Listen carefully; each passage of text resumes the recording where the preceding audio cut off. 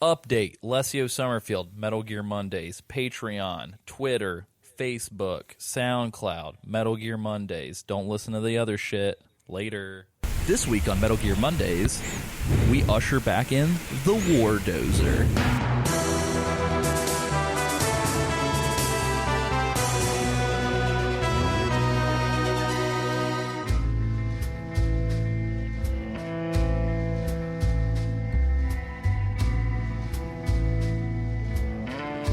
Ladies, gentlemen, boys, and girls, welcome to Metal Gear Mondays, the Metal Gear Book Club style podcast where we cover all things Metal Gear from top to bottom, inside and out, and hopefully in chronological order.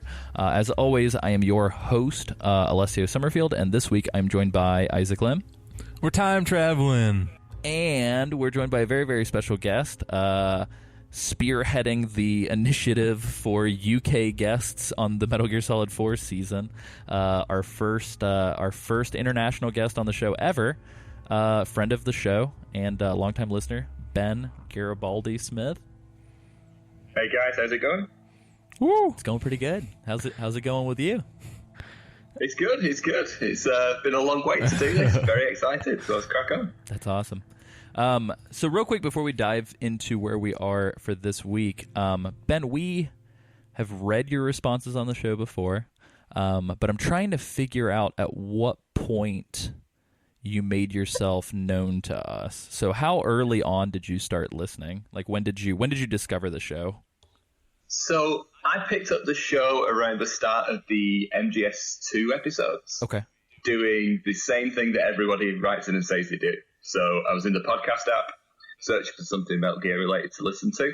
Found the Metal Gear Mondays podcast, and picked it up around the start of Metal Gear Solid 2.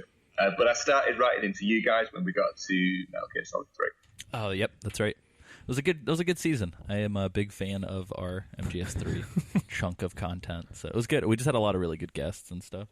Well, awesome. And likewise, too, I'm curious. So I don't know if it's strictly just a who listens to podcasts and who enjoys podcasts scenario, or if it's just like game media content in general, because we recently got the metrics for the first season of our Dev Diary show on Steam, and a wide range of the people who checked out the show were all European. I mean, granted, it was like obviously there were quite a lot of United States viewers, but I would argue that like 50% at least were Western European. As with this podcast, we have a lot of UK listeners, a lot of Australian listeners, and so I'm curious. I mean, is Metal Gear more common for people to have lots of experience with in the United Kingdom? Because I don't encounter Metal Gear fans as frequently in my day-to-day. So is this something that maybe had a little bit more like cultural cachet across the pond, so to speak? So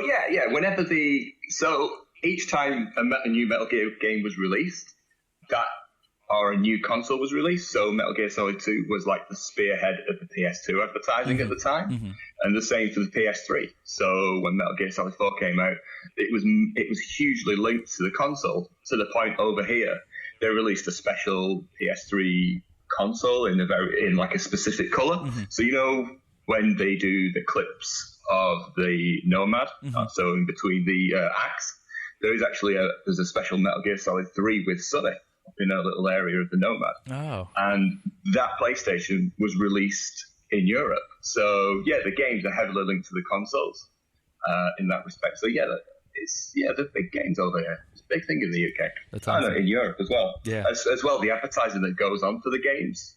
We have like billboards. We've seen Metal Gear Solid 5 wrapped buses.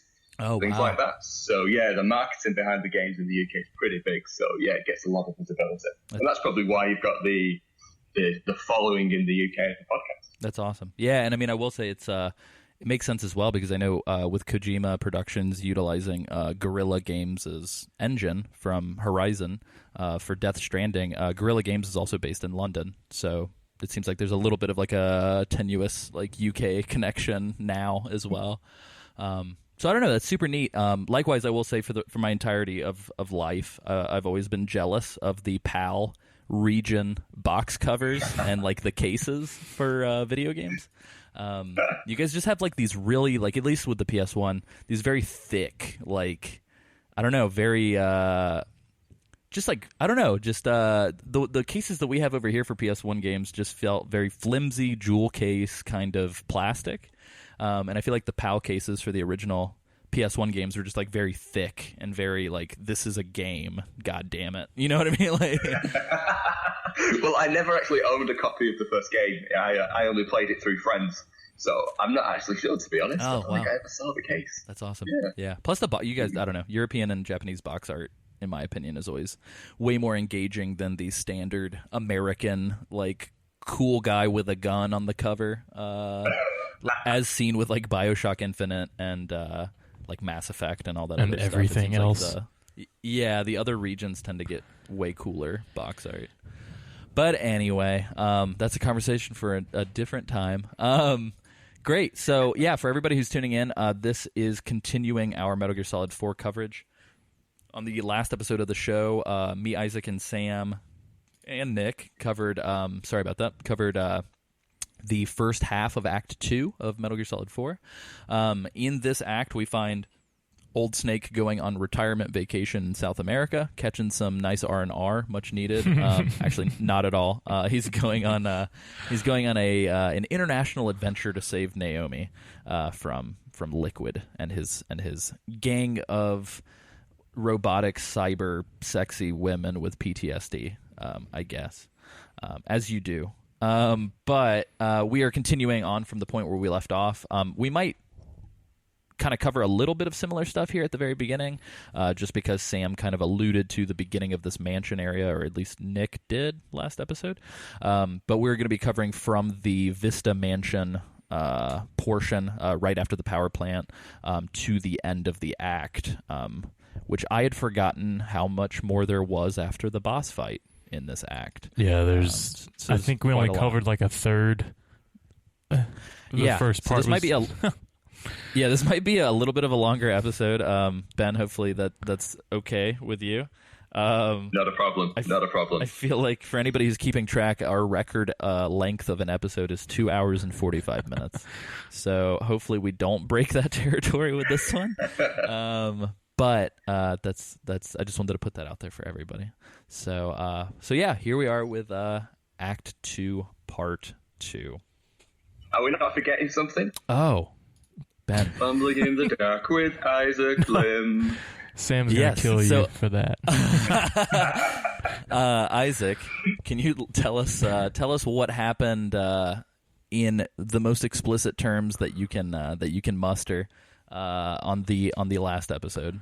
I gave us a very general recap. Can you give us the Isaac version? I was going to say your explanations were a lot more than what I was going to say, but I'll give it the best. Hit us what you were going to say. It still doesn't beat the fumbling in the dark with Isaac Lim that involved Roy Campbell driving up and rolling down his window and like whispering to Snake. I think that was MGS2. That was my favorite. Forgot about that. Oh man, yeah, I don't think I can ever top that. I'm sorry, Alessio. Well, give us your best stream of consciousness. So if I remember, and this is I just remembered this. I was gonna mention this in the past episode, but we meet Skin Monkey again. Ew. With Drebin, and this guy, I don't know if he always has this on, but he's got this silver diaper. And it was... Do y'all notice that? Yep, it's there all the way through the game, don't worry. I wasn't just imagining it through this. I didn't know if he changed outfits or something. Maybe into a slightly different shade of grey. I need DLC for Skin Monkey diaper. It was shiny. It was cool. It was hip. It was kind of gross, but that's Skin Monkey for you. Yep. That's the extent of what we did. We talked to Skin Monkey and gave him cigarettes. And then we talked to Drebin, of course, but that's fodder. What else did we do? We did run into a lot of our old favorite characters. It's true. A mysterious person. What's her name? Jack and Rose from the Titanic. We met them again. And they've got some crazy stuff going on with like a love triangle, if you will. A weird love triangle. Involving an old man. And involving an old man. Yeah, I'll leave it at that. That's very nice. Isaac, it wasn't your best work, but I approve. I'll give it a 7 out of 10. I appreciate that. 7 is... I'll manage that. I can sleep at you night. Get 6 points because it's Isaac, and you get 1 point for saying that we gave cigarettes to skin monkeys on the last episode of the show. So, you heard it here, folks. We give cigarettes to skin monkeys. Yeah. But spreading the love. Good. Very good. Spreading the love to all walks of life and all animals. No discrimination. Not at all. All right. Well, very good. So, as we move into non-fumbling in the dark territory, we are leaving the previous cutscene with Drebin and the titular skin monkey, and we are essentially approaching this like dirt road run up to this gate to this mansion, and our good buddy, the Wardozer. The bulldozer specifically made for war, that knows no other life but the battlefield, comes back into the picture, and he just drives straight through this thing and puts a hole in the wall.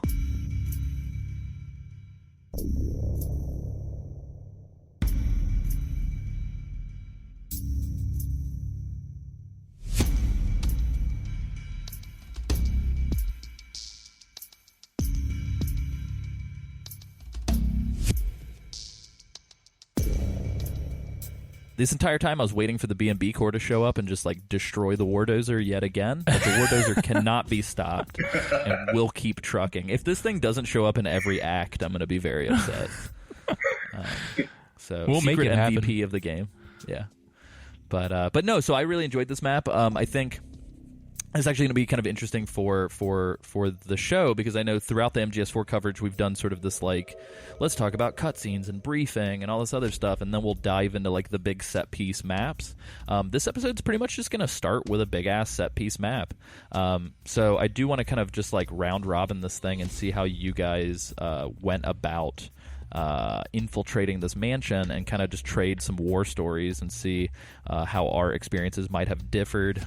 For everybody listening at home, essentially what it is, it's like a big South American compound mansion with like a gate and like some very beautiful garden work, and like this big house on a hill, and in the midst of all this, the militia with good buddy Wardozer and the PMCs are just going at it. And so you can kind of take advantage of the chaos and try and sneak around. But we don't know where Naomi is. So the objective of the map is to figure out a way to get to where they're holding Naomi. And with how many interior and exterior nooks and crannies in the map, it can get a little hectic. But that's part of the fun. So Ben, since you're joining us, I would love to hear from you first a little bit about how your experiences went. So when I first played through this game when it was released, it was a bloodbath. That's the way to do it, man. So it was an absolute nightmare to get from the gate into the house, just because there was so much going on. So, like, back when I played it the first time, I wasn't too worried about doing a no alerts run, so it was literally just running and gunning from there to the front door. But this playthrough, I'm trying to do a no alerts playthrough. Mm-hmm. So I basically spent all my time with Snake on his stomach, doing that super slow crawl where it looks like he's humping the floor. So yeah, I managed to sneak from the gate all the way to the front door that way, while also stopping at some of like the bushes and using the auto camo to blend into the bush. And I found out that you can save the patterns in the camo menu and use them later on if you need to. Oh, wow. So I saved like the foliage one, which I thought looked pretty cool. That's awesome. But yeah. How do you do that? So I think I know what you're talking about, Ben. Isn't it like you press start, you go under camouflage, how you would typically swap outfits, but you can say save pattern? Is that right? Oh, yeah. Dude, that's awesome. And when did you guys know when you shake the controller, it resets the camouflage? Yeah. It came up last episode. It was funny. So I think Nick mentioned it last episode, and then a listener tweeted at me right as we wrapped up the recording to also mention it. So I think everybody's kind of discovering it all at the same time. No, it's very neat. I've not used the save option on the pattern just yet, just because I guess for me I've realized. I mean, I'd imagine it saves a little bit of time to press pause and switch to it very quickly, but I almost feel like when you're in a given situation, like it's just going to blend in anyway. So I guess for me, I've just been curious as to like how that gets used in interesting ways. Did you find like a good use for it yet, or are you just gonna stash? Absolutely not. No. It's just there. It's just looks safe. Cool. Yeah, that's the one. I think the other thing, when I was trying to get to the mansion through the courtyard, I was doing my sneaky thing, and there's mortars going off, isn't there, from the roof, and one of them just square landed on Snake himself. Just sent him flying, man. He went through the air and onto his back. But one thing I noticed, the way he landed, you can actually see his face, the angle the camera was at. And, they've programmed it to give him like a look of agony on his face until you move again, which I thought was a really cool little detail. Oh, that's awesome. That I spotted there. Did he do the stereotypical David Hayter whenever he got hit? That was epic. It wasn't quite as epic as that, I think. But yeah, there is like a groaning sound when it hits him. But yeah, just noticing the detail on the face, I thought that was pretty cool. And again, I think that just shows how much Kojima Productions were making this a tech demo for the PS4 at the time. Yeah, it's wild. I not to get too much into, because holy sweet Jesus, could this turn into a Nier podcast if I don't stop myself? Oh yeah, let's. But I will say, so I'm playing Metal Gear Solid 4 and Nier Automata, otherwise known as Nier a Tomato, depending on who you are, at the same time. And it's weird how Metal Gear Solid 4 on the PS3 looks almost as good as like some current releases on the PS4. Like, it's wild. Like, there's not that weird kind of shock that I had when I was playing like a PS4 game and then switching and playing like Metal Gear Solid 2 or something. Like 4 just holds up really well, as they all do. But I think that's more like art direction and attention to detail. But yeah, that's interesting. One thing that I did want to note here as well, really quickly, because it dawned on me that I falsely credited this.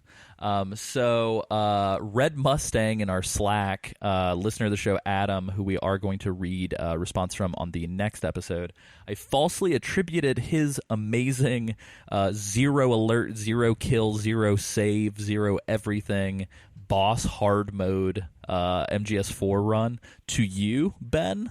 So I just wanted to like very quickly course correct. It's not the first time I will make a mistake, and it certainly won't be the last time that I make a mistake. But I did want to take that opportunity, since you did mention that you're doing a no alert attempt currently, just to set the record straight and make sure that listeners at home aren't confused as to why the legendary Ben Smith is still playing through the game for some reason. How did you do it? Yeah, I will say that I'm certain that your run through will be as equally legendary as Adam's, because I have given up.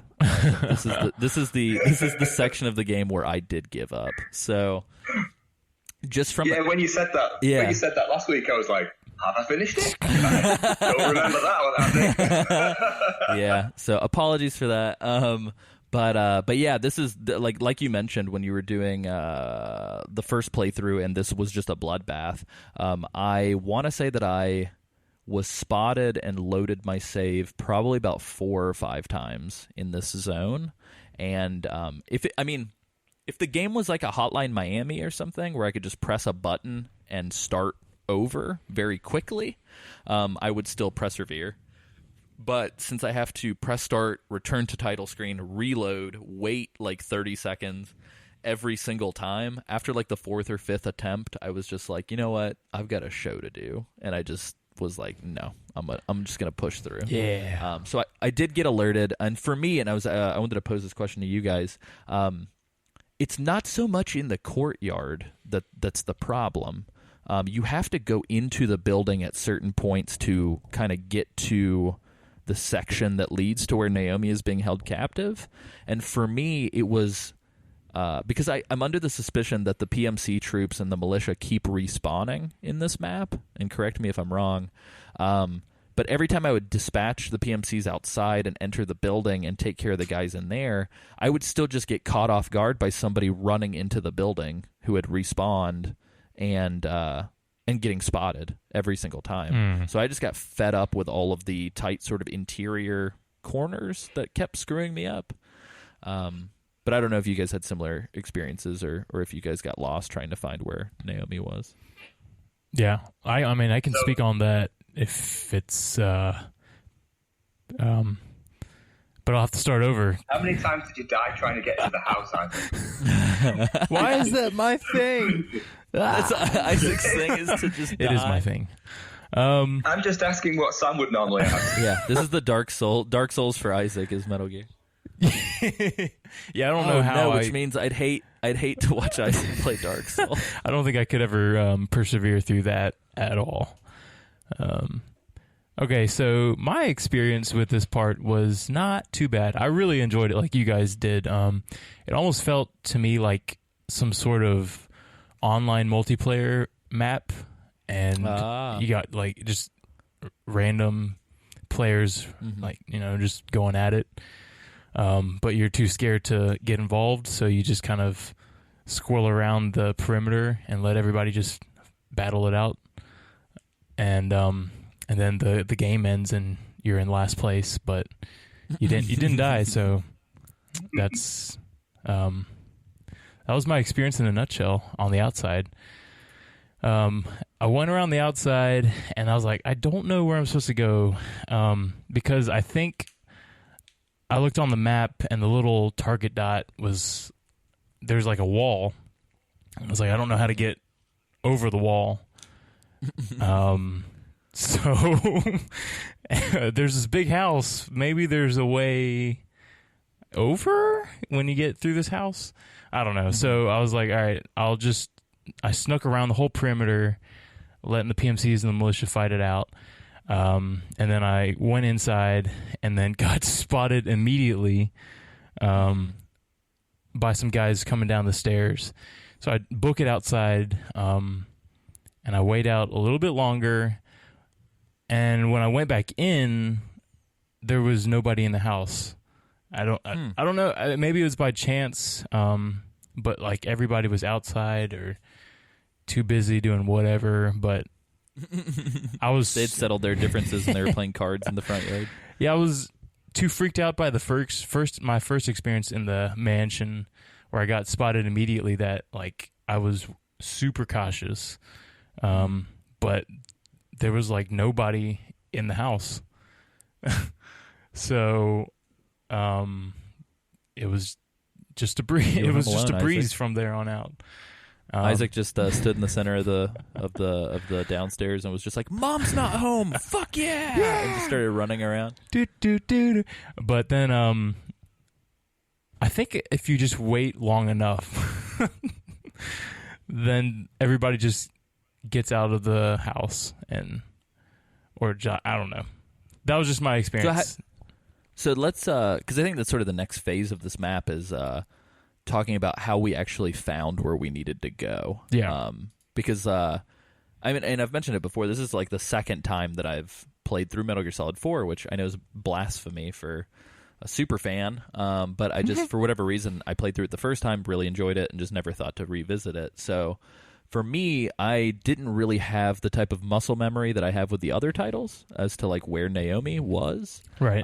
So I kind of got a little lost and was like running around the house for quite some time. So like, how did you guys come across where we needed to be? You go ahead, man. Okay. So again, first time I played it, way back when, it was a pain in the ass, man.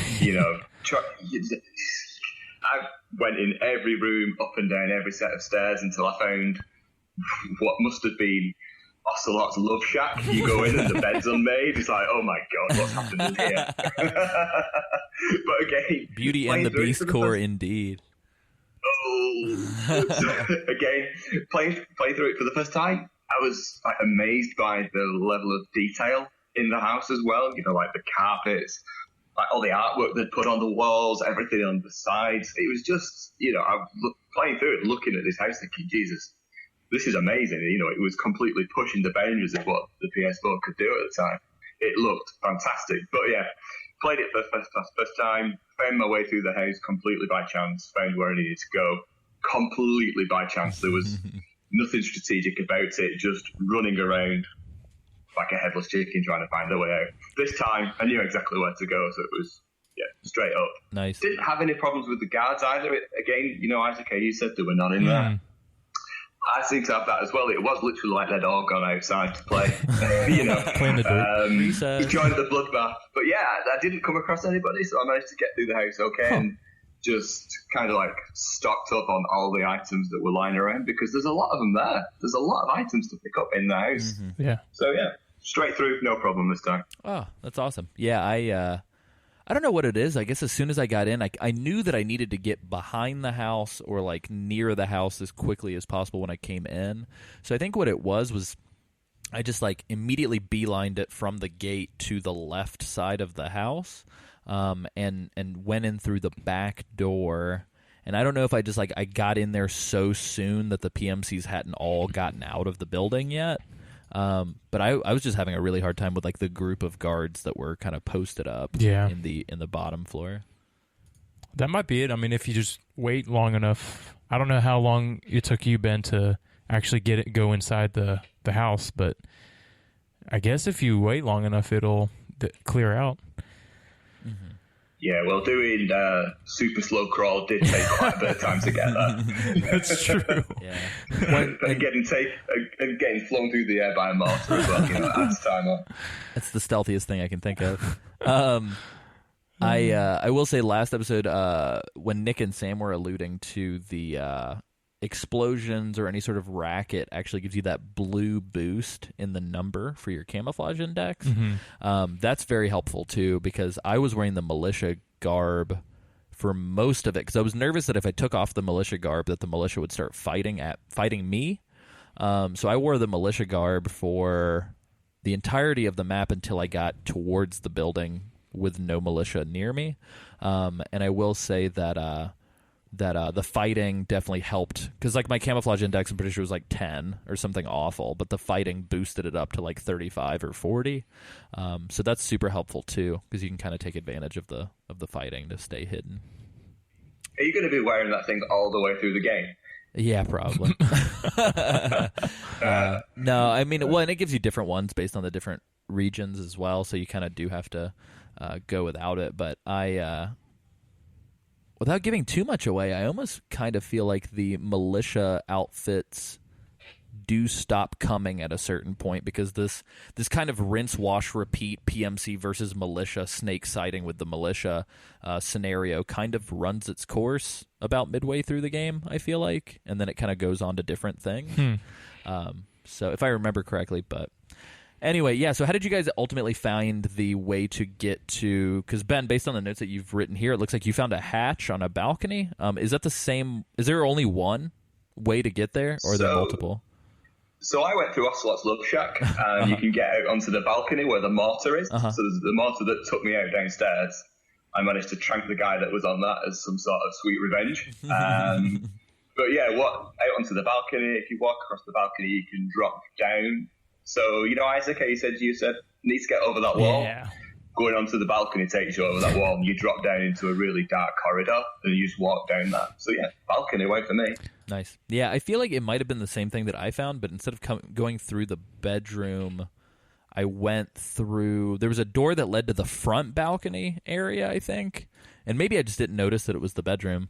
But I just like booked it through. There was a guy up there who I tranquilized, and then I found like a ladder that took you behind a boarded up door. Is that the same sort of. Yeah, that's Okay, the one. Cool. That's the one. Isaac, how did you fare as far as finding that? It looks like a wine. It's like a wine cellar, is what it kind of felt like for me. Like the underground kind of little I think storage. it might be actually, or some, because there's barrels and stuff down there, and it's kind of dingy with rats. But for me, I kind of went. Cellars are. I went with my instinct, the Isaac's instinct, where I was like, I need to go Trademark over the registered and trademarked, copyrighted, pending, over the wall. And I was like, maybe I'll just go up to the top floor and see if there's a way out or something like that. So I just took the stairs up and then kept going until I got into this. See, I don't think I got to the roof the same way that you did, Ben. I feel like I went the same way that Alessio might have gone. Because I also don't remember this Love Shack place. I mean, I've seen it because it's where Nick Freda took the picture of Snake on his back with all the Playboys around him and said, like, "Get out of my room, Mom," on the Facebook. It's that bedroom. So I've seen it before. I don't recall if I saw it in the midst of the battle. Yeah. Things get crazy, you guys. War is hell. You may not notice the room that you're in. But So, one thing I didn't find helpful at all, when I was playing through this first time, was the red dot on the solid eye radar. No help whatsoever in getting to that cellar.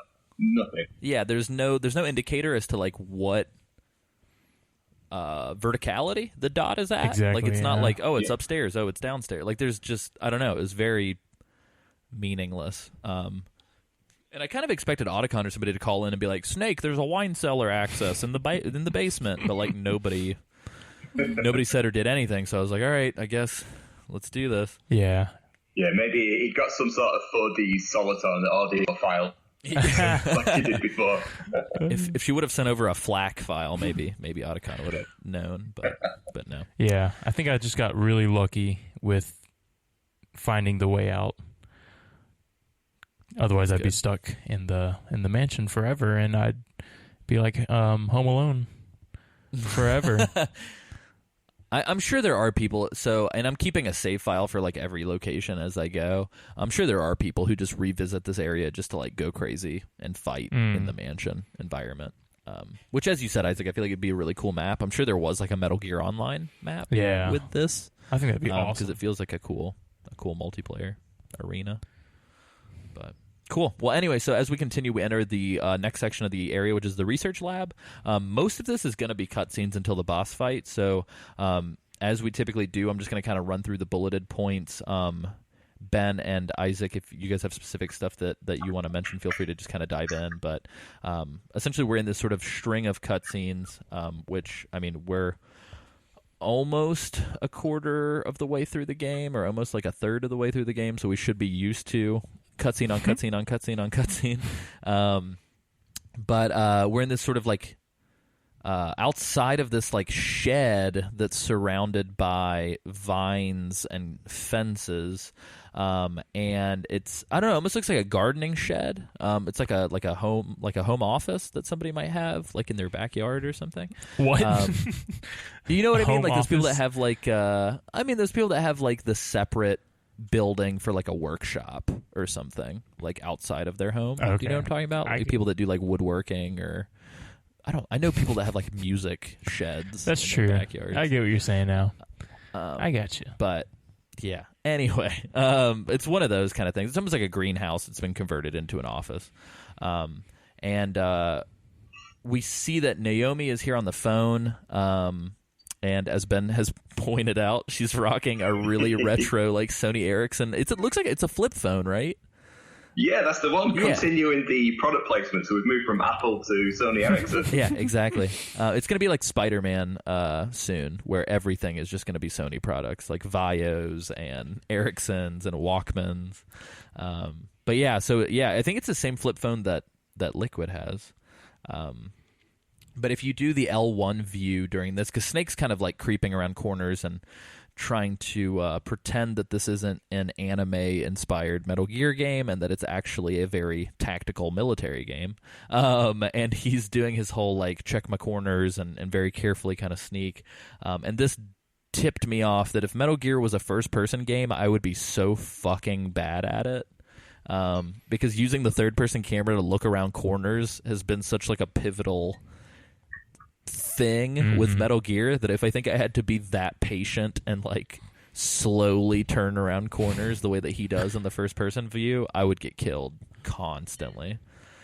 Do you remember when they were doing all the marketing for this game? I remember they were doing loads of playthroughs and things like that you could watch online. And one of the things they said they'd done is that, you know, there's a first-person mode, so you can play through this game in first person if you want. Wow. Okay. Yes, so you can lock the controls into first-person mode. But I tried it, and it's just really sluggish. Yeah, I'd imagine it's awful. It doesn't feel like he moves with any urgency. Not like in MGS5, that's for sure. Gotcha. Huh. Well, that's good to know. I had no idea. But yeah, so in Snake's, I feel like cutscene Snake's very different than outside of cutscene Snake. Cutscene Snake's really bad at hiding, you guys. And so Snake enters the building and is literally just standing in the middle of the room, aiming a gun at Naomi while she's on the phone, and she just doesn't see him. Much like the Beauty and the Beast core just didn't see Snake standing in the middle of the road, and much like how in every other game that we've mentioned thus far, Snake in cutscenes just notoriously like will have his entire head sticking out of the side of a box and nobody sees him. Well, she's not even surprised when he surprises her. Yeah, exactly. Like it's weird. Like she's I guess like, oh, hey. I don't know. Yeah. Well, and Snake's too busy staring at her tits to even say anything, because the entire fucking cutscene is just Snake staring at cleavage, to the point where it's like it feels out of character for Metal Gear. Like I feel like the pervy, like Eva and Snake, I don't know. Like Big Boss in 3 did stare at Eva's breasts a lot. I get it, but I feel like even in those games, it was for like a moment. And I feel like with Naomi, specifically in these scenes, Snake's just constantly staring at her boobs. Like, it's ridiculous. It's like, dude, you look like somebody's great-grandfather. Like, stop. What are you doing?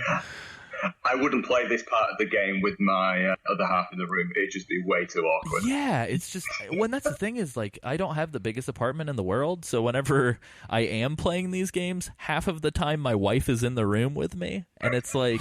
It's one of those things where, like, I feel like the older that I'm getting, the more that I'm realizing just how fucking awkward some of these games are to play with women in the room. And it doesn't get any easier as you move further through this section as well. Yeah, oh my exactly. gosh. Exactly. Laughing octopus. Oh. Yeah, this game's got a very... So I think pulpy is the best way to describe it, because I think the action and the gratuitous violence is coupled with this like gratuitous sort of I don't know, just like sexualization of the series. Because, I mean, there's always been, like, a sexy character. Like, that's always been a thing. But I feel like this game has a lot of sexy characters, which is fine. Like, I'm not a prude by any stretch of the imagination. But it just feels like this isn't... Like, you're in an urgent situation and need to rescue somebody. Like, why are you staring at their breasts instead of, like, taking them with you and leaving? You know, I don't know. It's weird, but... Do you think there was an element of tailoring it to the market? Yeah, probably. That or like fan service and stuff. So, I don't know. I just never thought of Naomi as like waifu material.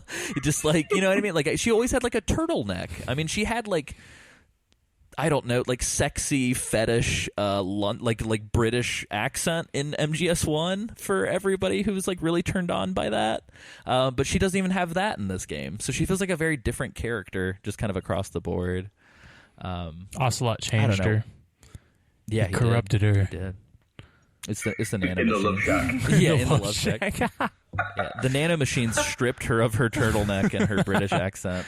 Wait, Alessio. Cue it here, the song Glove Shack. Oh, man. Perfect. Great. Thank you, Ben. I appreciate that. But anyway, so what Snake's really looking at, we're gonna get off of our like pseudo-feminist soapbox now. I'm sorry, you guys. But Snake's actually been looking at her ID card around her neck that's right next to her breast this whole time. You guys, it's fine. Hey, it's fine. She's bringing it on herself. She's got the low-cut shirt, everything going on. She's the one wanting it. Oh no, Isaac! Don't. Isaac's being sarcastic. Please don't let anybody read too far into that.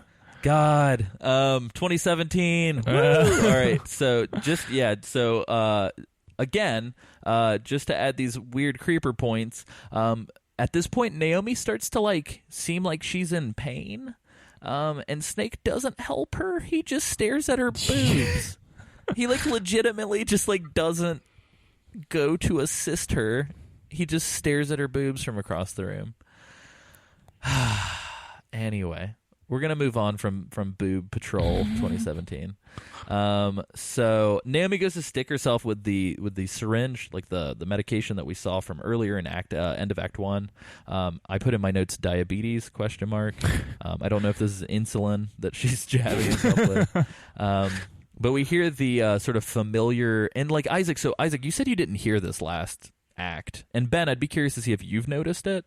But every time that there's been this weird like nano machine thing, like when Meryl freaked out about Roy, and when Naomi was freaking out, and when Snake freaks out from time to time, it's almost like the MGS5, like the little digital light barcode that comes up in the cutscenes, except it's a sound. So it's like this weird, like growling stomach kind of like sound that's like very faint.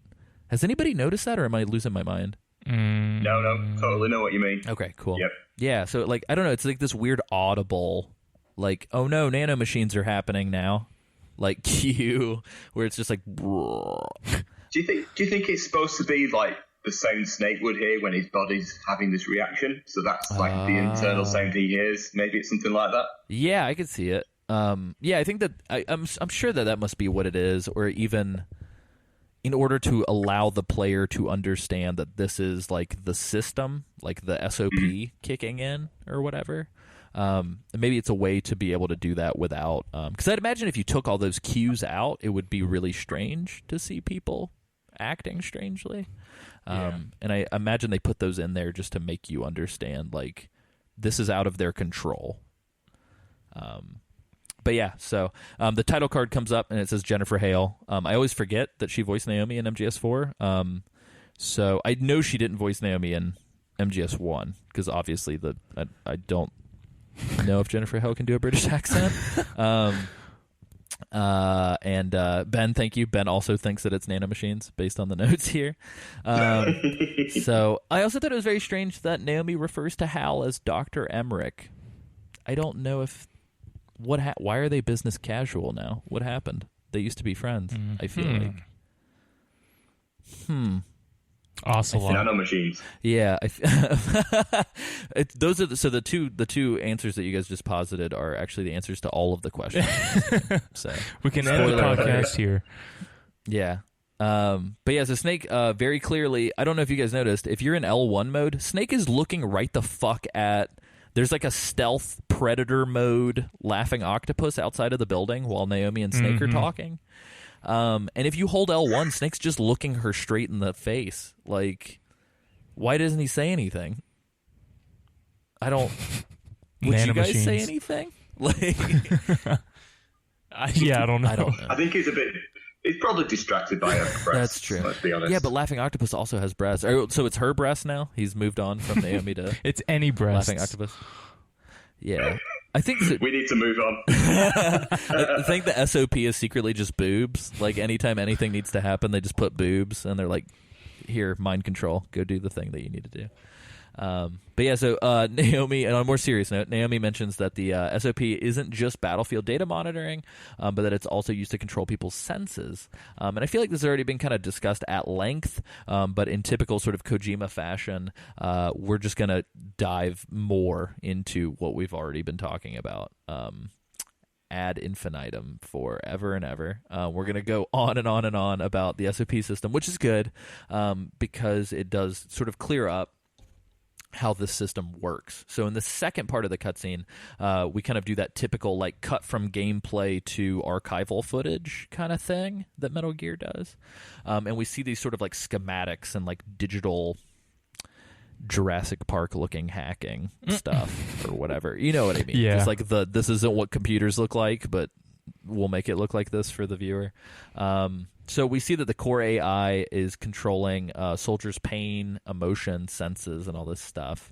Then she kind of drops a bombshell, which, from an existential perspective, this scared the shit out of me to hear her say this, because I never want to be put in the hell that she describes. She says that what happened in the first act in the Middle East, what happened with all the PMCs losing their minds and like throwing up and beating the shit out of each other and just like crying, had nothing to do with what Liquid was doing, but what it was they actually had taken everyone off of the system all at once. And what happened was, like, since the system had been regulating their emotions, their adrenaline, their hormones, their just everything, their mental state, the moment they got pulled out of the system, all of the pain, the emotions, the memories, all of that stuff came flooding back all at once, and just hit them with, like, what I would assume to be, like, years of regret, remorse, disgust, pain, all at once. And that sounds fucking awful, you guys. Yeah, it's weird. So she essentially talks about how the way that the system regulates the PMCs is that anytime they perform a task that is deemed necessary, that the system will, like, boost their adrenaline and, like, give them a shot of endorphins and, like, make them feel good for making the kill or make them feel good for obtaining the objective, and will repress, like, if they kill, like, women and children, or if they kill, like, an innocent person, or if they do some crazy stuff, the system will repress any sort of feelings of, like, disgust or any sort of withdrawal. And but like, with the system removed, it just, like, all of the emotional grief hit them at once. So these are essentially, for all intents and purposes, and I know Kojima went on record to say that there are no zombies in Metal Gear games and that Metal Gear Survive looks awful. The PMCs sound like zombies. Like, they sound like puppets. So they're really just, like, bodies to be used by the AI is what we get to here. And Naomi kind of ties it together and says that that's what happened to Gray Fox. Frank Yeager was put through all of this. And there's a quote where essentially it says that until that point, war was like a game to them, and then suddenly reality came crashing down. Which to me kind of shows that, like, I don't know. To me, that's, like, kind of, in a sense, the purpose for Metal Gear as, like, a franchise. So I think that's a really cool quote. But the game thinks that as well, because it shows you the icons for all the MGS games while they're talking about that. But then right below MGS4, there's two, like, working in progress, like, under construction icons. So I wonder if Kojima knew that there would be, like, Peace Walker and 5 coming to some extent. That's pretty interesting. Yeah. But yeah, so then we hop into cutscene part 3, where we cut back to sort of the end game. Naomi, I don't know, man. It just, again, with the creepiness, Naomi, like, hikes up her skirt and, like, pulls her leg out for some reason, and Snake's, like, creeping on her again. I guess to some extent this has been there all along, because in MGS1, Naomi and Snake constantly hit on each other via the codec calls. So I guess we might be making a little bit of, like, a mountain out of a molehill, but it just feels weird to see them, like, in person doing it, whereas opposed to, like, before you had, like, young Maverick, like, hotshot Snake, like, flirting with the medical woman. But I guess she was talking about strip searching him when he came back from Alaska back then too. So I think she probably has a thing for him, don't you think? That would be the assumption. Well, I mean, all right. So she cries, whatever, when she sees him for the first time. So she's like, yeah, which I thought was very powerful. I like that moment a lot. Yeah, it was very brought everything back down to earth about the seriousness of Snake's condition. But again, I guess she knows everything about what's happening to him. So yeah, I guess she's really the only one who Yeah. knows like why. she did it. I will. So Ben, I'm curious. I never really understood why this was happening. I don't know if maybe it's like another weird nanomachine thing or what. But did you guys notice that while Snake's talking to her, he starts to like lose control of his body? Like he starts like hitting himself in the face and like can't Yeah. hold on to his cigarette. He drops and the stuff. cigarette and everything. Yeah. Did you guys? It was sad. Yeah, It was sad to see that. Yeah, it's. I think it's kind of cool in a sense that this game is kind of showing us a little bit of like the fall of like our favorite character, and I feel like to some extent, like I think I would dig to see this in more media because it's interesting that like they're taking a character that we all know and love as this badass, and the whole game is just dismantling him as a character. Mm-hmm. So yeah, this whole sequence is just very sad. Naomi just kind of continues to talk about how the system is working, and then she essentially asks Snake to undress so that she can examine his body. He hesitates for a second, but then decides to do it. And like Isaac just mentioned, she sees his body for the first time and just cries. And like, I don't know, it made me pretty emotional just thinking about it in that context, because when she saw him 9 years ago naked for the Shadow Moses stuff, he was like a young man with like a full head of hair and just like the action hero archetype. And now 9 years later, like he looks like, I mean, as a joke, I wrote in my notes that she can't stand his dad bod. But it's a little bit more than like a dad body. Like he's kind of really bad off. Is it a grandpa bod? I would say that it's... There's a first person moment, isn't there? You can hold down L1 and you can look at Snake in the mirror. Oh, yeah. And it's pretty shocking. Yeah, Yeah, he's just like covered in like, it looks like liver spots and like scars and burns and just, it's gross, you guys. He's been through a lot though, hasn't he? If you think about what he's done in the game, he's been through a hell of a lot, so you'd expect him to look like that as well. That's true. Yeah, I guess old man syndrome aside, he would probably look like shit either way. Which is great. I mean, it's a cool commentary on like, yes, action heroes do badass stuff, but like it takes a toll. So it's interesting. But essentially she scans Snake up and down and gives him a little bit of a verdict on what's been going on. Naomi tells Snake that about 30% of his nanomachines still remain inside of his body, though he's lost the rest due to bleeding and sweating over the years. His nanomachines are just first gen, so they were never ID flagged with the system. And the reason why he has them is because of like the Shadow Moses incident, all that other stuff. She said that his nanomachines might be interfering with his body and heart, which is why he's been having so much issue.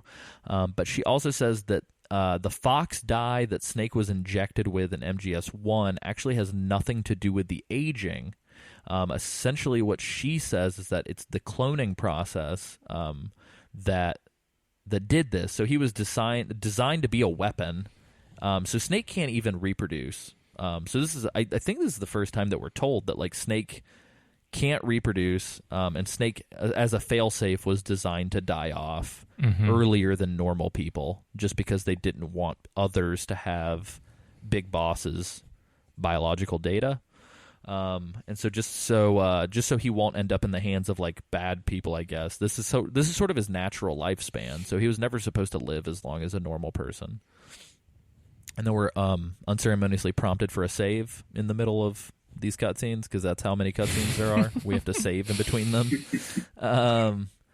But Snake then asks Naomi how much time he has left, and she kind of answers vaguely and starts talking about like willpower and fortitude. And while she's doing this, she's transferring some files to a thumb drive, which I thought was really shady. I don't know if you guys noticed her doing this. But Snake kind of hits her back, essentially saying that that's bullshit. He's like, I don't want to hear about willpower and all this other stuff. I want to know like what's going on. And she kind of gives him some bad news, which makes his psyche meter drop, which I always love. And Naomi tells Naomi tells Snake that he only has about half a year left. And Ben, it looks like you've got a little bit of a note here as well about the psyche meter. Yeah, why does nothing ever improve his psyche? You know, he spent the first part of this cutscene staring at her boobs. Surely that would have sent it off the chart. Yeah, right? Like, maybe they should have lowered it, and then he looked at her cleavage again, and it just goes like, whoo. But essentially what Naomi says is that it's not due to his advanced aging as to why he's going to die in half a year, but it's because the more that his body wears down. And I thought this was actually pretty interesting. I think the first time I played it, I thought this was kind of bullshit. But the second time that I've been playing it, I actually think it's a pretty cool story way to tie up the whole fox dye thing.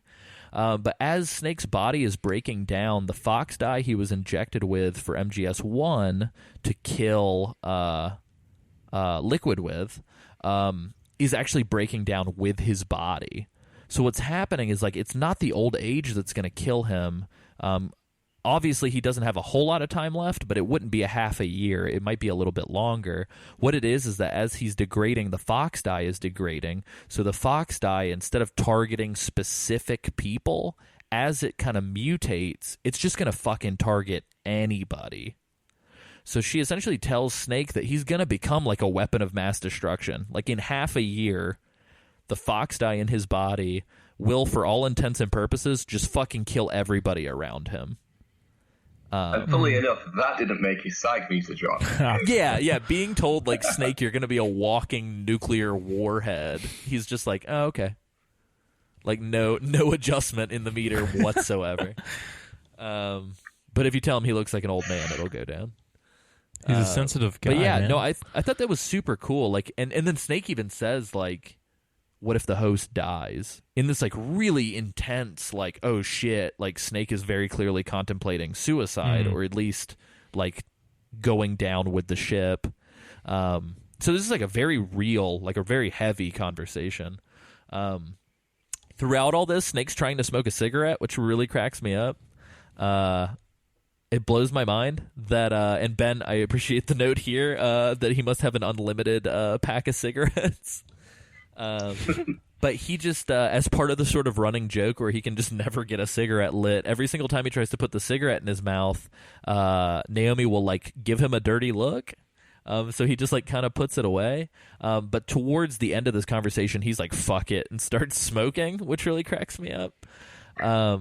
But yeah, so essentially Snake is going to become a ticking time bomb in what looks to be 3 months. Snake's death will stop the virus from spreading, is what Naomi tells him. She says if the host dies, fox dye dies. And so everything seems to be working out, right? So what she then tells him to add a twist to all this sucks. She tells him that it appears that he's been injected with a new strain of fox dye from somebody else, and that's also a problem. And so she and Snake kind of come to this consensus that maybe Drebin is the one, since he injected Snake earlier in this game. So Naomi gives Snake a bunch of inhibiting drugs, sort of the same thing that she's been jabbing herself with, which kind of, I would say, tells us that maybe she's dealing with also a little bit of a nanomachine problem. I don't know if it's fox dye per se, obviously, yet, but maybe we'll learn a little bit more. But she gives Snake the same sort of drugs that she uses to keep her nanomachines in check. She says, pretty interesting caveat, I don't know how this works within the gameplay because I've not used them yet, but she says that whenever he has seizures and other issues that he should use it, but however, the more that he uses it, the more of a tolerance he'll build up, so it'll actually lessen its ability to do anything as he continues to use it. So essentially Naomi then tells Snake that she will tell him where Liquid is if he can free her, because apparently she can't leave of her own free will. And I don't know if that means that, like, her nanomachines are inhibiting her from leaving, or if that she's got people sort of watching over her. Or what, but she just says, I can't leave. If you take me with you, then I'll tell you where Liquid is. She also tells Snake that Liquid has changed his plan. No longer does he want to no longer does he want to do what we thought he was going to be doing, but now he wants to seize control of the system completely. and so that he can take advantage of this system and make it his own. And so the name of his sort of plan is Guns of the Patriots, which is also the subtitle of the game. Naomi then has like a little bit of a weird sort of headache situation, and then a flashbang stun grenade breaks in through the window, blinds everybody. Naomi grabs her thumb drive with the data that she was collecting from Snake's diagnostics, I guess. And some PMCs and frogs show up and escort her out of the building, and then we begin our boss fight.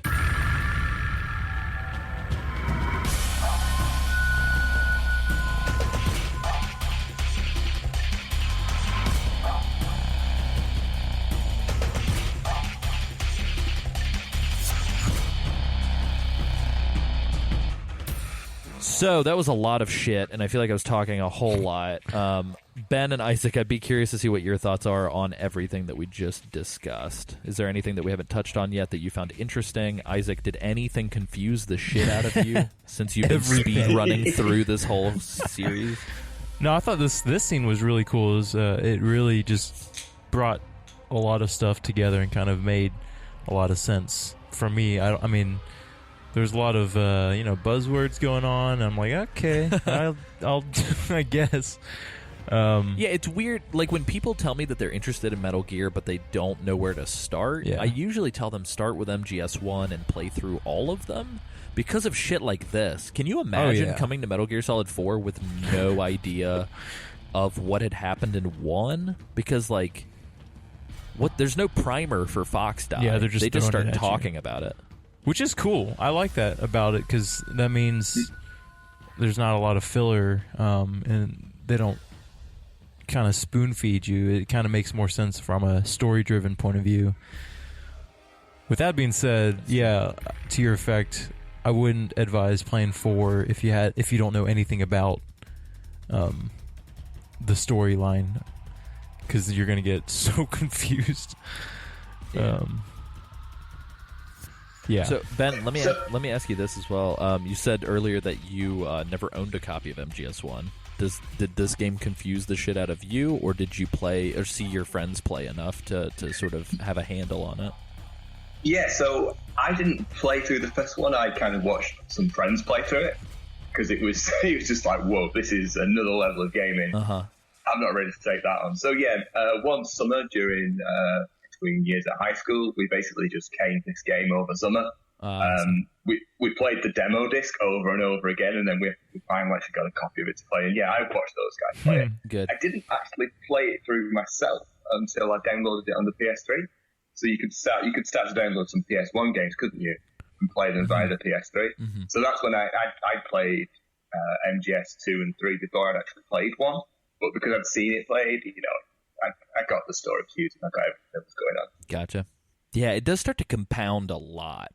Like, and I will say this too. I mean, moving forward, like Acts 3 and Acts 4, I would say are the heaviest when it comes to assuming that the player has like vast knowledge of every other game in the series. Specifically, the end of Act 3 and all of Act 4 are just like, okay, you're a super fan, let's talk. And it's like, oh shit, okay. I think what this Naomi cutscene was doing was basically answering everyone's questions about what the hell is going on with Snake. I think all the questions everyone's been asking themselves is, why is he looking like this? Why is this happening? What's it going to do to him in the long run? This scene kind of just answers all of those questions and sets you up for what comes next. Yeah, I agree. It's cool. I really liked it a lot. I mean, again, I know that we kind of talk smack about pervy Snake, but he's a horny old man. It's cool. We get it now, and we can move forward knowing that. And I enjoyed this. I enjoyed the cutscene a lot. It was very good. The music was also very good as well. I was surprised they didn't have the L1 button that you could just hold down and just stare at her boobs the whole time. Yeah, I'm surprised. So MGS3 had a couple secret L1. Like unprompted L1 situations. I feel like this game doesn't have any of those because I've been holding L1 the whole time just to make sure. Yeah. Because maybe I was curious about Naomi's cleavage as well. I don't know. But other than that, I mean, I've been holding L1 since like the beginning of the game, and I've not really noticed any non-prompted L1 things. Yeah. So I don't know. Yeah, same here. I didn't find any of those by accident. Mm-hmm. Really, it's just the trophy hunting. I'm kidding. I don't give a shit about trophies, but there is a trophy in MGS3 for getting all the secret L1s. Anyway, so yeah, the boss fight with Laughing Octopus begins. I personally love that there's a male and a female voice actor credited, because it wasn't until I saw the credit that I was like, oh shit, that is like a man's voice and a woman's voice at the same time. So it's super cool. I guess like the machine, like, so what it is, and we've talked about it before, but there's like a damaged sort of post-traumatic stress disorder female soldier in a suit with a robotic apparatus for each of the B&B core.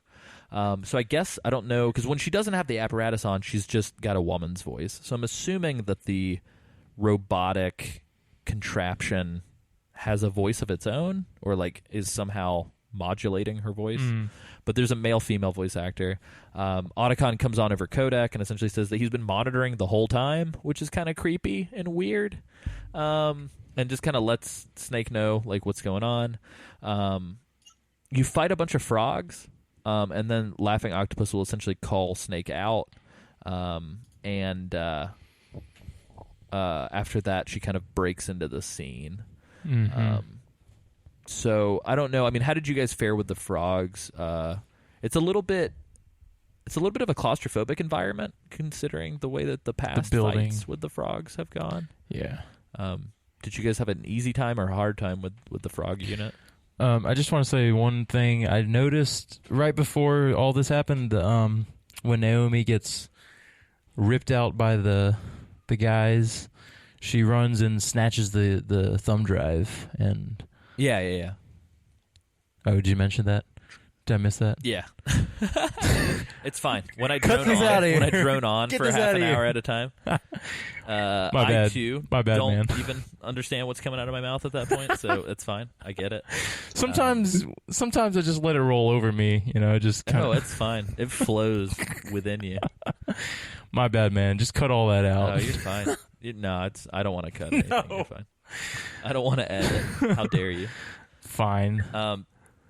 Yeah, so we deal with these frogs, and then the octopus herself shows up. Yeah. Let's camp out here for a second, you guys, because it seems like you guys had the same situation that happened with me, where it looks like we all tried to non-lethal the Laughing Octopus and realized that the Mark II sucks ass for that. Terrible. And it looks like you guys just rolled into a straight lethal, and I was like, no, I'm going to make this work. So what did you guys do? So I'll jump in first here. So I started off with the Mark 22. Mm-hmm. Pointless, completely futile. she used her Solidus tentacle arms, because I was looking at that thinking that's just Solidus. Yeah, that's true. I didn't even think about that. Yeah, so I started off with the Mark 22 and she just kept blocking them, absolutely pointless. So I figured, well, it won't, because you can, if you're doing like a non-lethal run through and you lethally kill the boss, it's not too much of an issue on the ranking at the end. So I was like, right, I'll try the M4. And again, she just kept blocking it. And the magazine was that short that when the magazine was empty, she'd block them all, and pointless. So I consulted with the Skin Monkey. Good. And yes, I consulted with the Skin Monkey. Used my Wednesday 10% discount that he gives you. Nice. And I paid to unlock the P90 because it had a huge magazine. And she basically couldn't block every single shot that the P90 sent to her. So she'd block like half of the rounds, and then the other half would hit her. And I just copy and paste repeated that until she was done. That's awesome. I always forget that the Skin Monkey shop is available at all times. So Yeah. that's good to remember. Isaac, what route did you go? Did you go the full blown Sam Wright double barrel shotgun? What'd you do? So again, I played this at I think when I beat her, it was 1 a.m. So Yeah, typical Isaac. So, and I get scared very easily, and I was not going to get close to her, so a double barrel shotgun was not going to work for me. No way I was going to get anywhere within a 10-foot radius. She freaked me out. So yeah, what I did the same thing that Ben did. I tried with the Mark II. That was terrible. I died a couple times. Same old. It was some automatic weapon that I had that I just used. I was like, I'm just going to try this.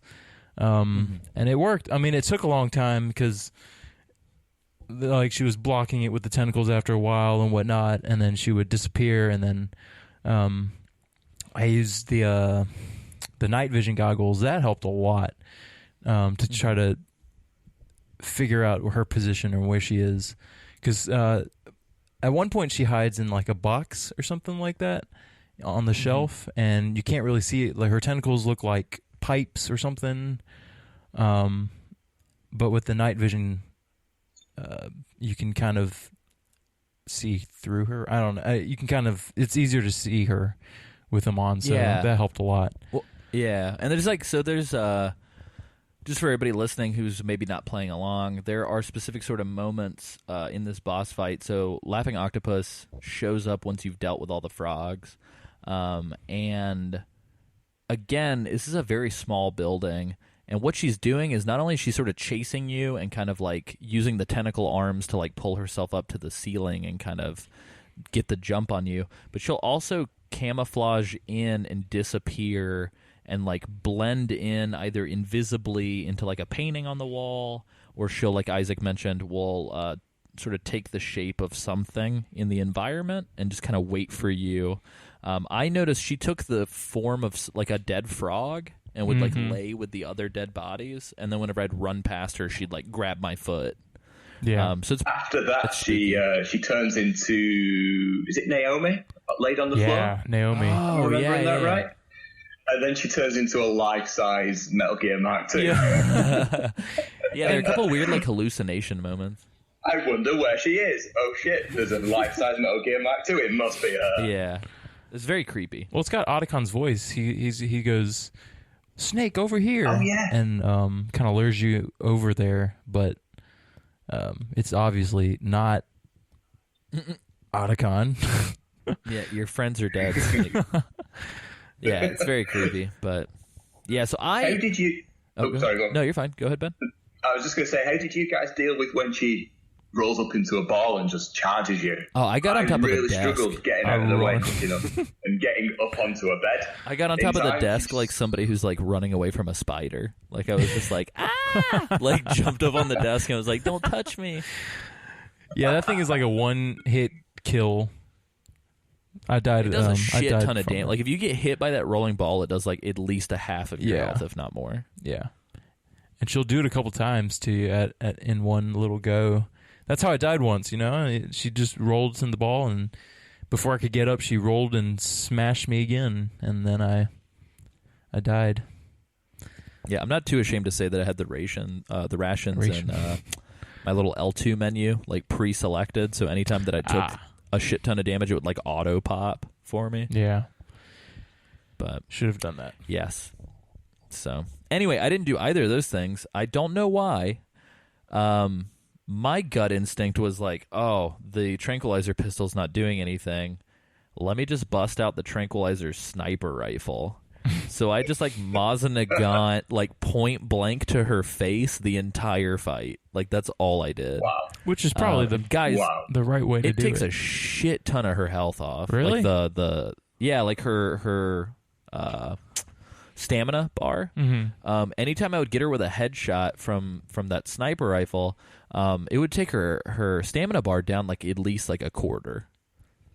Oh crap! If not like a fifth. So like realistically, and granted, like a lot of times she'll block the shot, so like not every shot would land. But if I would get a headshot on her, it would take a substantial amount of her stamina bar.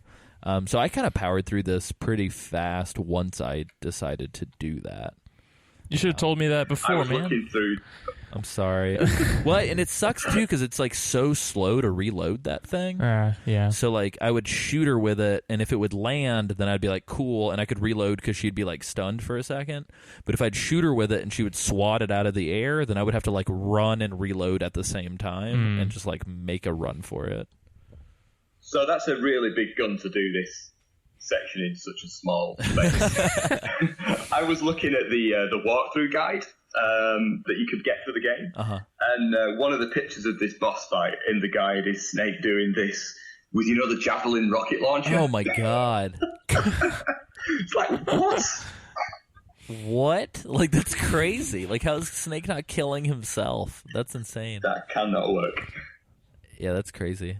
But so that's not the end of the boss fight. So once you reduce her health or her stamina bar to a certain point, it kind of turns into like boss fight part 2, where Laughing Octopus, her like the human form, comes out of the robot shell. She looks post birth here, just real afterbirth, kind of slimy.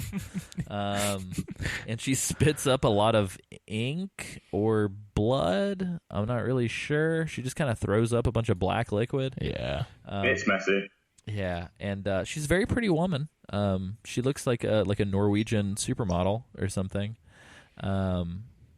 But almost like the singer Robin at a younger age. That's pretty apt. Yeah, well, I could see that. Yeah. Wasn't the thing with this Beauty and Beast core was like the actual motion capture actors and what the faces are based on? They were all models, weren't they? Didn't Kojima hire models for them? So Kojima's secretly Old Snake, is what you're telling me. So, yeah, I'm sure they were all actual models that were hired. Yeah, let me look into it real fast. Let's see here. So Laughing Octopus, also known as the Devil's Child, and informally referred to twice in the game as Tentacles. That's weird. Tentacle. Let me see real quick. So she actually is Scandinavian in game, but let me see who she is. Voice. So motion capture is Haruna Aimoto. That's definitely like a Japanese woman. Let me see real fast. I think it's super cool that Laughing Octopus was the first boss fight that we had in MGS4 with one of these, because I think it's a very cool one to start with. Brings you in. So she's referred to as Laughing Beauty, apparently, whenever she's out of her shell. So let's see. She's got a lot of names. Quick. Yeah, I know, right? This is interesting. If the player uses non-lethal methods to neutralize her, she would be snoring, unlike the other B&B members sound when they are defeated. Let me see real quick. Her appearance is based on South African model Lindell Jarvis. There we go. There we go. But she didn't do the mocap. I think it was just like modeled after her face. Okay. Lindell Jarvis is a model and a very pretty woman. She has very long hair, but it does look a lot like her in the face. And her mother is from England and her father is from South Africa. She's South African, born in Cape Town. So there you go. Does she have any brothers and sisters? I don't know. Let's talk about her whole... This has just turned into the Lindell Jarvis podcast. But yeah, so anyway, you hear some really fucked up stuff in the background while this is happening. So she's like slowly walking towards Snake in this very like menacing way. She's wearing like the skin suit, like the stealth suit, but her face is exposed. And Otacon comes on the codec and essentially says she's only going to last a few hours without the... or a few minutes without the apparatus on. So she's like very fragile, which, I mean, in and of itself, we can talk about like damsel in distress syndrome, but it's like a very like, oh no, like I don't know, just it's weird, the sort of context that it's put in. But she's walking towards Snake and you hear like people screaming and gunfire, and it sounds like just innocent people being shot in the background. The color of the arena, which I thought was really fucking cool, becomes this like washed out, kind of like depressing monotone colored scheme, unless you're near her. When you're near her, everything's fine. The further away from her you get, everything gets washed out and crazy. I didn't notice that. Yeah, and I didn't do this myself, but I do know that this is possible. If you wait long enough and you have the camera and you take it out, there's a certain point where it stops being a boss fight and like the stage fades away and it's just Snake and the laughing octopus in this like white environment, and she starts to do like sexy poses, and Snake begins doing like a photo shoot with her. Which is really weird. What? That's weird. I'd heard about that, but I didn't know how you activate it or how you got into that. But again, you wouldn't want to jump into that mode of the game when your other half's in the room with you. Yeah, no, yeah, absolutely. You're a bit awkward. Okay, yeah, absolutely. I will say I got to that place, but I don't have the camera, so I never got to do that. So Isaac, you were so close. And also, this was also like 1:30 in the morning, so I was freaked out royally at this I bet point. you thought you were tripping. So it took you. So we can suppose from what you've said that it took you half an hour to fight the laughing octopus. I mean, probably Started fighting her at 1 and then got to the photo shoot at 1:30. The number of times I had to like yeah, we'll just assume that. But basically, Gotcha. for me, what happened was it was the weirdest thing. Like, I guess it took me too long to get her stamina down. Mm-hmm. That at one point she just she lunged at me, and everything faded to white, and it was just her and me. It was the same concept where she was like walking really slowly towards me, but everything was white. The whole the building was gone.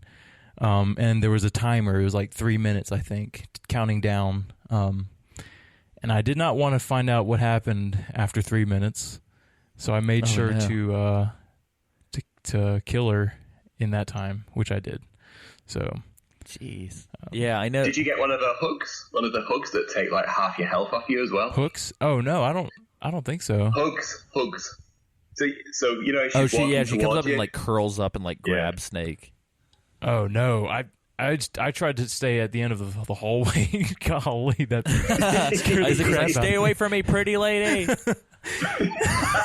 Yeah, that was the whole fight. Felt really weird. It was like, wow, Snake clearly has been putting out signals that he wants pretty ladies to touch him, but the whole boss fight is like, no, stay away from me, pretty lady. Yeah. Like, it's very weird. Well, she does this weird thing where if you aim at her with your gun, she'll like really shift really quickly to the left or the right. And that, no, thank you. You just gotta get her. Yeah. So it was. But yeah, so the old Alessio Summerfield patented. Yep. Punch. She doesn't have male genitals, but you gotta just punch her there. It's fine. Just punch the shit out of her, and you'll be fine. Which is actually very scary in this situation because the music and everything is just like stay away. Yes. Like that's all you're being told, and it's very scary. But anyway, so as it continues, there are a couple cutscenes and stuff like that. There's a lot of just ass framing, just in general. Like anytime there's a cutscene with her out of her suit, the camera loves to just hang out behind her butt. And I get it. They've got nice butts. Like, they're beautiful women. That's fine. My God. But dude, that was like a fifth of their budget getting these models mocap. So, I mean, they had to capitalize on it. That's true. But we got snake butt. We got laughing octopus butt. We got quite a collection of butts at this point. Butt.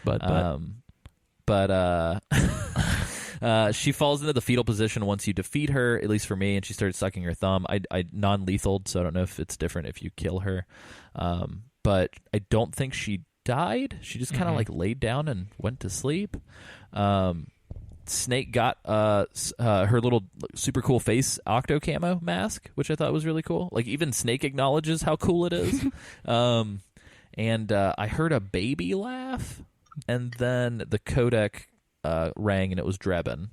And Drebin goes into this like, maybe I'm the only one who feels this way, but in an attempt to contextualize the Beauty and the Beast core, Metal Gear Solid 4 has this really bad habit of like making the backstory for these bosses extremely laughable.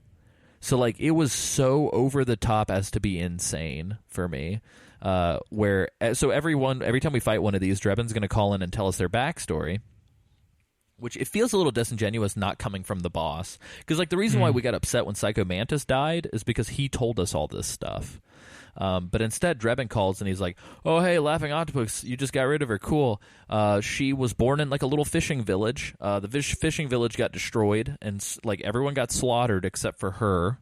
And then the attackers forced her to torture and kill all of her family and friends." And just goes on this crazy, gratuitous, over-the-top, like, she let fear take control. She, like, murdered her friends and family while torturing them. The attackers made her laugh while she did it. And just, like, all of the blood of her loved ones became black like ink, so she took on a persona of an octopus and all this other stuff. And it's just, like, it was to the point where I half expected them to be like, and then she ate her dog and, like, killed a bunch of school kids with her bare hands. Like, I was just like, what the fuck, man? Like, it's a little over the top. The monologue that he does, it starts bad. It just keeps getting worse and worse and worse. And you're thinking, how extreme is this going to get? How far are they going to take this? Mm-hmm. So, yeah, totally get what you mean there. Yeah, like I said, it feels a little comical, especially with the way that it gets laid out for you. But yeah, so anyway, if you non-lethal, I don't know what happens if you lethally take her down, but if you non-lethal her in the way that you select the costumes for the militia and all that stuff in your start menu, not only do you get the face camo, but you also get her face. So I get to cosplay as Old Snake dressed like Laughing Octopus. So like I get like her like pretty South African model face on Snake's body, which is very upsetting. Kind of creepy. Yeah, it's weird. But yeah. So post boss cutscene, Snake starts to have the funky nanomachine situation hit him. I'm pretty positive that he hits himself with the injection from Naomi's thing that she gave him. And we follow some footprints into the woods. And there are a bunch of footprints. So Snake takes his knife and stabs them into some footprints. I'm not really sure why. And with the solid eye, we can see that Naomi's footprints have these like sort of like triangular shape to them because of her heels, whereas the PMCs have boots. And so from this point of the game, sort of moving forward, we have to track Naomi and find where the PMCs took her because we're trying to find where she's gone. Jack hops on a codec call with us and starts talking about tracking, which is really weird because Snake's just like, I'm not like Big Boss. I'm not good at tracking. And Raiden essentially tells us that he like traveled the world and became fucking like world's most interesting man from the Dos Equis commercials, apparently. Which overcompensating for everyone that thought it was boring in MGS2. Yeah, I would agree with that. Like it was a little much. He was like, I don't know. He like lists all this shit where he's like, I've traveled and done this and this and this, and I was like, okay, I didn't need to know all that. But yeah, so we essentially have to track Naomi and deal with some ambushes and stuff like that. So, but Jack does tell us like you can't keep your solid eye connected because they'll hear the buzzing of your. I don't know if that's true because I had it the whole time and no one. It's the night vision, not just the solid eye. Oh, I see. And night vision completely breaks this section of the game because you can see every single footprint, every single direction that it goes in. Just makes it super easy, and that's how I got through this section. The only problem I had was when the battery ran out. Oh, yeah. You lose it. You have to wait for it to charge again, but it just breaks this section of the game using the night vision. For sure. Yeah, and the way that it kind of turned... So if anything, I feel like this section of the game felt very MGS3. Where it's essentially a bunch of little... Like, I feel like if this was MGS3, the little trails would be loading screens, and then the little, like, circular clearings would be, like, their own little, like, title cards. Yeah. But we enter, like, what's essentially a series of, like, circles connected by lines, and we kind of go through these little, like... mountain hallways to get to different, like, clearings. To try and figure out where everybody's gone. And what's weird is like there aren't really enemies patrolling. There's like enemies just like hiding behind rocks and trees. And again, if you're using the night vision, you can see them before you come around the corner. They stand out like a sore thumb. Well, even if you don't, you can hear them. Like, they'll be breathing. Like, I wandered in and I came up and I guess I was behind somebody that was behind a tree, and like before I was even 10 feet away from them, I just heard like and I was like, okay, like they may as well have just been like, I'm gonna get Snake. I was just like, all right, like I'm right here. It was weird. So I don't know, it's not that difficult. I don't feel like you just have to kind of take your time. If you like run at full stride without looking around, it's probably pretty easy to get spotted.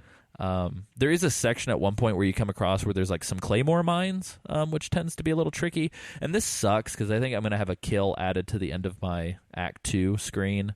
I tranked a guy and put him to sleep, and then like I thought the claymore was far enough away to not hurt him, so I tranked the claymore to get it out of the way, and it fucking killed him. So that's unfortunate. I had to reload a couple of times because I got spotted because they are hiding, but they're in really obscure places where I didn't spot them sometimes. So I had to reload a couple of times to keep like no alerts going. Gotcha. But, yeah, it's a fun little section, and there's the river section, isn't there as well? There's a little waterfall in the river that felt like the end boss battle in MGS3 where you have the section with the river and waterfall as well. I thought, yeah. Nice little throwback there. Yeah, I feel like in general, like again, most of this feels like a cool throwback to like MGS3 sort of environment. But yeah, so essentially, I'm trying to see if there's anything sort of note. Is this where, and I didn't spot it, but is this where the weird crop circle, like I Need Scissors 61 callback is? Did anybody find that? It's around here somewhere. Okay, I found it. I think it's before the river because I didn't. Or, yeah, it would have to be before the river because I, post-river, started to look for it and couldn't find it. I'm trying to remember where it was. It freaked me out, man, because just hearing his voice. I'm assuming it was like 2 a.m. at this point. At this point, yeah. But, yeah, it's...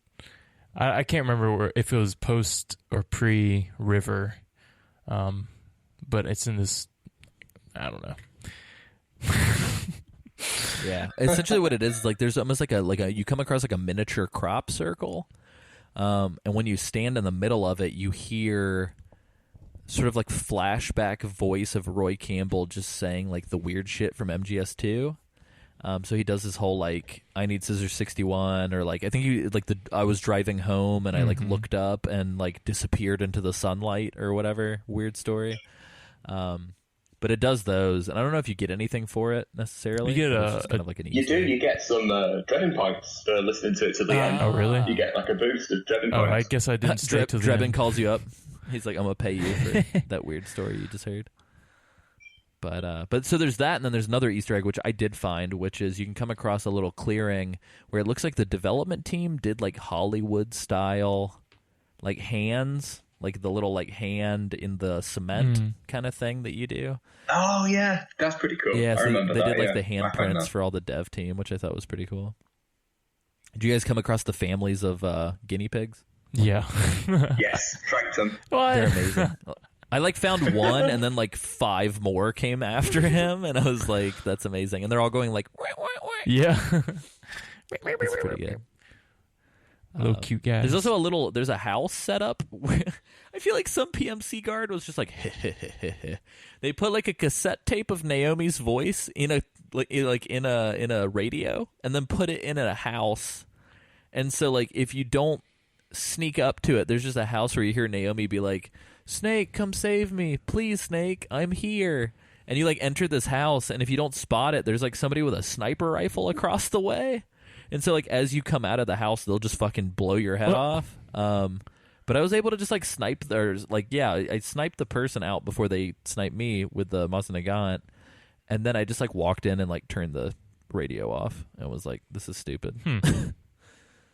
But, yeah, I'm trying to think if there's anything else that I found that was of note.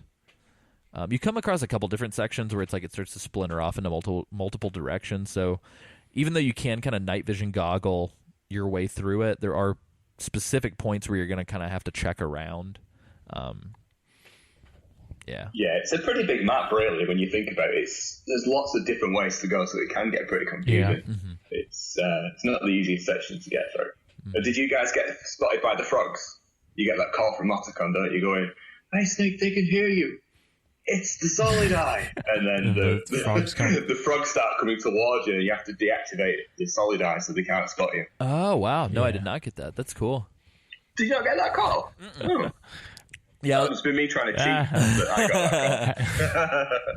I would turn mine. I would only turn the Solid Eye into night vision whenever I would come across like a few of the big clearings, but I wouldn't leave it on the whole time. But yeah, so I completely overlooked the way that you were supposed to go, like quite a lot, and then I finally found like this little side path. And I guess the way that you're supposed to find it, because I thought it was like a helicopter. I was like, "What's that weird helicopter sound that I'm hearing?" And I looked everywhere, and I was like, "I don't see a helicopter." And then finally, when I was circling back, I was like, "What's this little side path?" And there's like this weird like mine shaft path that you walk into, and then it like immediately Snake's not in a mine shaft anymore, and there's like a cutscene. So I'm like, "Oh, I guess it was like an underground hallway for some reason." I don't know. It was weird. Not like that. Yeah. I have no idea. Does it? But yeah. Isaac, how did you? I assume you found the way that you needed to go. Eventually, this part I got lost. I was trying to follow the footprints, and even with the night vision, to me, I don't know, maybe I've got the untrained eye or whatever, but Or whatever. it wasn't totally apparent which shoe prints to follow, because like in the first part, you kind of follow the triangular shapes, but I was looking at them and I couldn't exactly make out the triangle. I couldn't find a lot of the triangular footprints. So I was just happened to find the river, and then he mentions that the triangular footprints, or Naomi's footprints, disappeared. So that means that one of the guards must have picked her up and carried her, and so follow a darker footprint, and that's the way to go. And it was fine for some parts, but some parts I couldn't really tell which, like they all look the same to me. So I was like, yeah, I agree. At that point I was kind of lost, but then I found the mine shaft, or whatever this little hole is. I think I had probably circled around a couple times before actually looking to the right and finding it. So did you guys spot the items that Naomi was dropping when she was being taken away? No. Yeah, again, if you use the night vision mode, they're a bit more visible, but she'll drop. Again, this is the Kojima pervometer being turned up. And she drops her underwear at different points, and you get Otacon going, Naomi, like I don't know, but yeah, How did she covertly? I don't. So if you're being carried away by guards, how are you like? I'm gonna slip my panties off real quick. Like, what? I don't. That's hilarious. Yeah, but Sure. Kojima, that's all. It's just Kojima. Just let it be. Yeah, that's true. But yeah, we come across this helipad. Vamp's there, and so is Naomi, and the PMCs and all of our friends, minus the War Dozer, are boarding a helicopter. I guess they couldn't find a helicopter big enough to fit the War Dozer, or maybe the militiamen are still driving it around for fun. Who knows? But they're hanging out. Ben, as you so eloquently put, Vamp is also rocking an Ericsson flip phone. And I didn't notice, but apparently, Ben, you said the detail was fantastic on it. Well, yeah, you can zoom in and out of the cutscenes, can't you? And I remember doing that once, and you could see like the menu screen when he wasn't using it. You know, there was like a background picture and all that sort of thing, which again, it's just the detail that just goes into the game. Yeah, that's crazy. I don't understand. So Liquid Ocelot's very clearly telling Vamp to do the whole sort of SOP shutdown thing again, but I don't understand why you would shut down the SOP when you need the PMCs to fight Snake for you, right? Yeah, it doesn't make any sense, that. So it's weird. But I will say Snake is a badass and pulls out his like custom M4 or whatever that he's been using, and just fucking pops Vamp straight in the forehead, like from across the map with like a shot. It was insane. I was like, all right, Snake, you still got it, buddy. So yeah, Vamp just gets another bullet hole in the bullet hole in his forehead. And just dies immediately. But he came back to life really fast this time. Because he, like, takes the shot, but, like, still talks and shit before he dies. And so he just kind of, like, falls over. And somebody mentions, I guess my note seems a little vague, but somebody mentions his blood. I don't know whose blood they're talking about. I don't know. I think... Don't they say something about the original or something like that? Yeah. And I don't know if they're talking about the PMCs or if they're talking about Vamp or who, but somebody mentioned something about like original blood or like his blood. So I'm assuming that they're talking about Big Boss. Yeah, that's what I thought. Yeah, but the troops, I mean, there's some real like Star Wars stormtrooper bullshit where all the PMC troops are shooting at Snake and nobody can hit him and he's not even moving. And Snake's nanomachines are also kind of going to hell. And as the day seems bleak and like nothing's going to happen, Drebin rolls up and just straight slams his truck into the scene. And essentially Naomi jumps off of the helicopter onto Drebin's truck, which does not look like a safe jump. Like she looks like she kind of messes her leg up. And Drebin. So go ahead. I was going to say the guards on that helicopter were pretty pointless. Oh yeah, no, absolutely. She could stand up, wait to Snake, tell him to use like the EpiPen thing, yeah, and then jump off. Yeah, it was weird. So yeah, and Vamp the whole time is just kind of like Deadpooling his way back to life. And they all just leave. Like it's not that tough for them to just get the hell out of Dodge. And then we enter a sequence that I didn't even remember existing. So there's an on rails section. So you're driving around with Drebin and you're on the gun turret. And it's just an MGS3 like throwback to like the sidecar chase for the most part. I really dug this a lot. I really enjoyed it. I don't know if you guys did.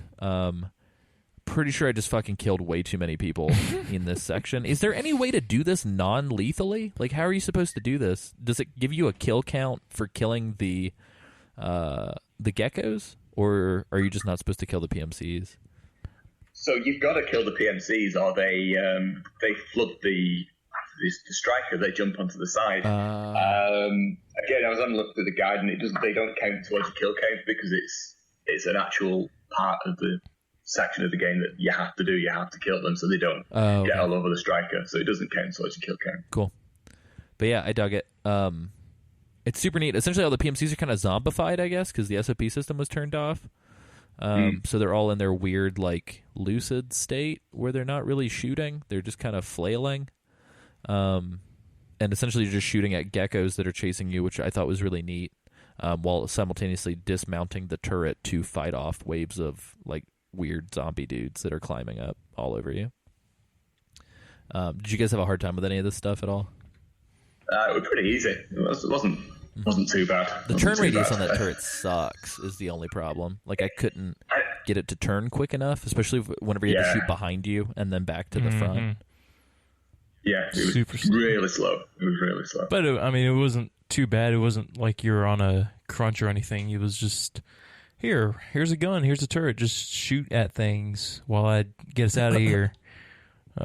Yeah, there's no real urgency to it. I feel like Drebin would just kind of put it in park until you did what you needed to do, and then would drive. Yeah. So it wasn't terrible. Nice. And then we end up in this like high woodlands highway section, where we shoot past a couple different zones, and then we make our way to this market that's nearby because Otacon's going to meet us and extract us. And yeah, so this is kind of like we're racing to this little small town. And as we pull into the marketplace, the geckos that have been chasing us this whole time essentially kind of dive into this town with us. And Drebin definitely commits like thousands of dollars worth of property damage here, because he just plows through some like support systems on buildings and like some old architecture and just like flips his striker and just wrecks everything. Yeah. So, complete disregard for public safety. yeah, it's pretty bad. One, I also thought it was interesting that there aren't any citizens in the cutscene, but then once the cutscene concludes, suddenly the streets are filled with people. Yeah. And this cutscene is probably one of the best in the game. Yeah, shit gets real. I remember seeing this cutscene was put into one of the trailers, and I think I must have watched that thing like 5 times in a row. It was amazing.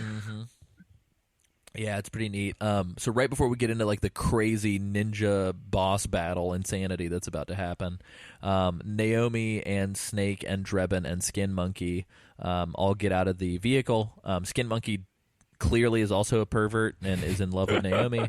And geckos come out of nowhere.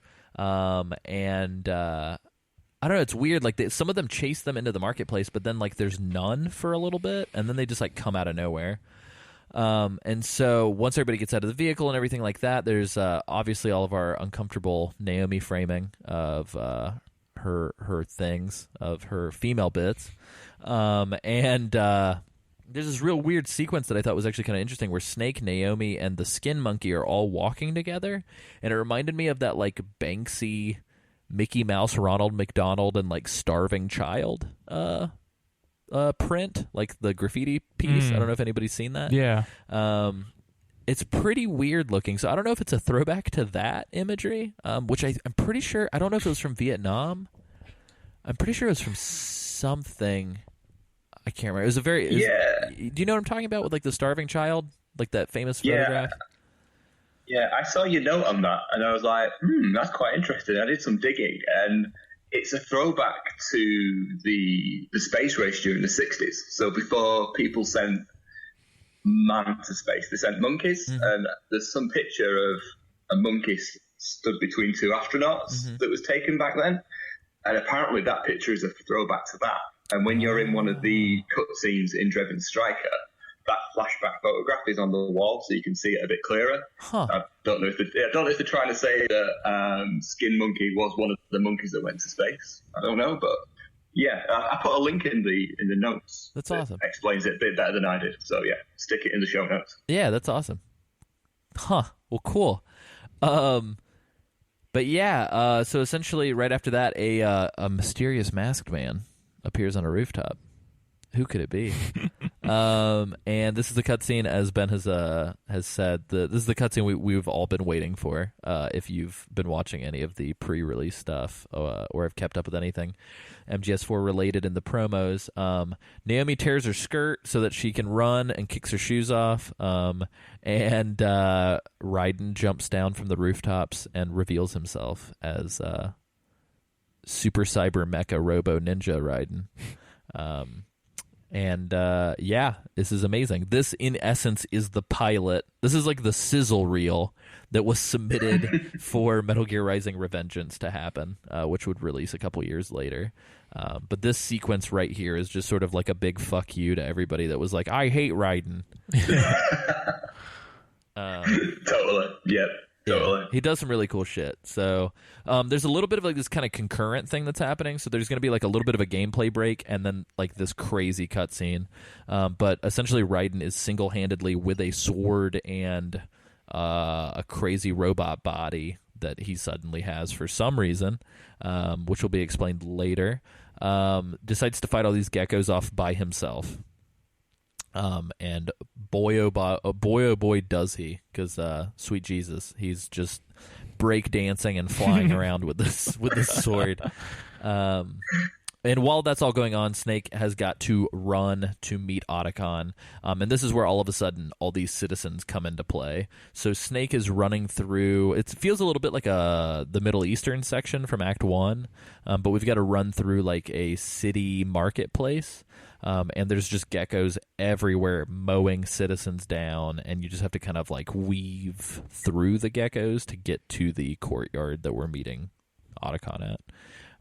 You can pick up an I think it's M37, the rocket launcher here. And yeah, you pretty much that's pretty much all that I found, and you just kind of sprint through here. Did you guys have any issues with that sort of gameplay scene? So the only trouble I had, and well, every time I've played this, you know how you've got to get to the end of the market to get to the chopper, haven't you? Mm-hmm.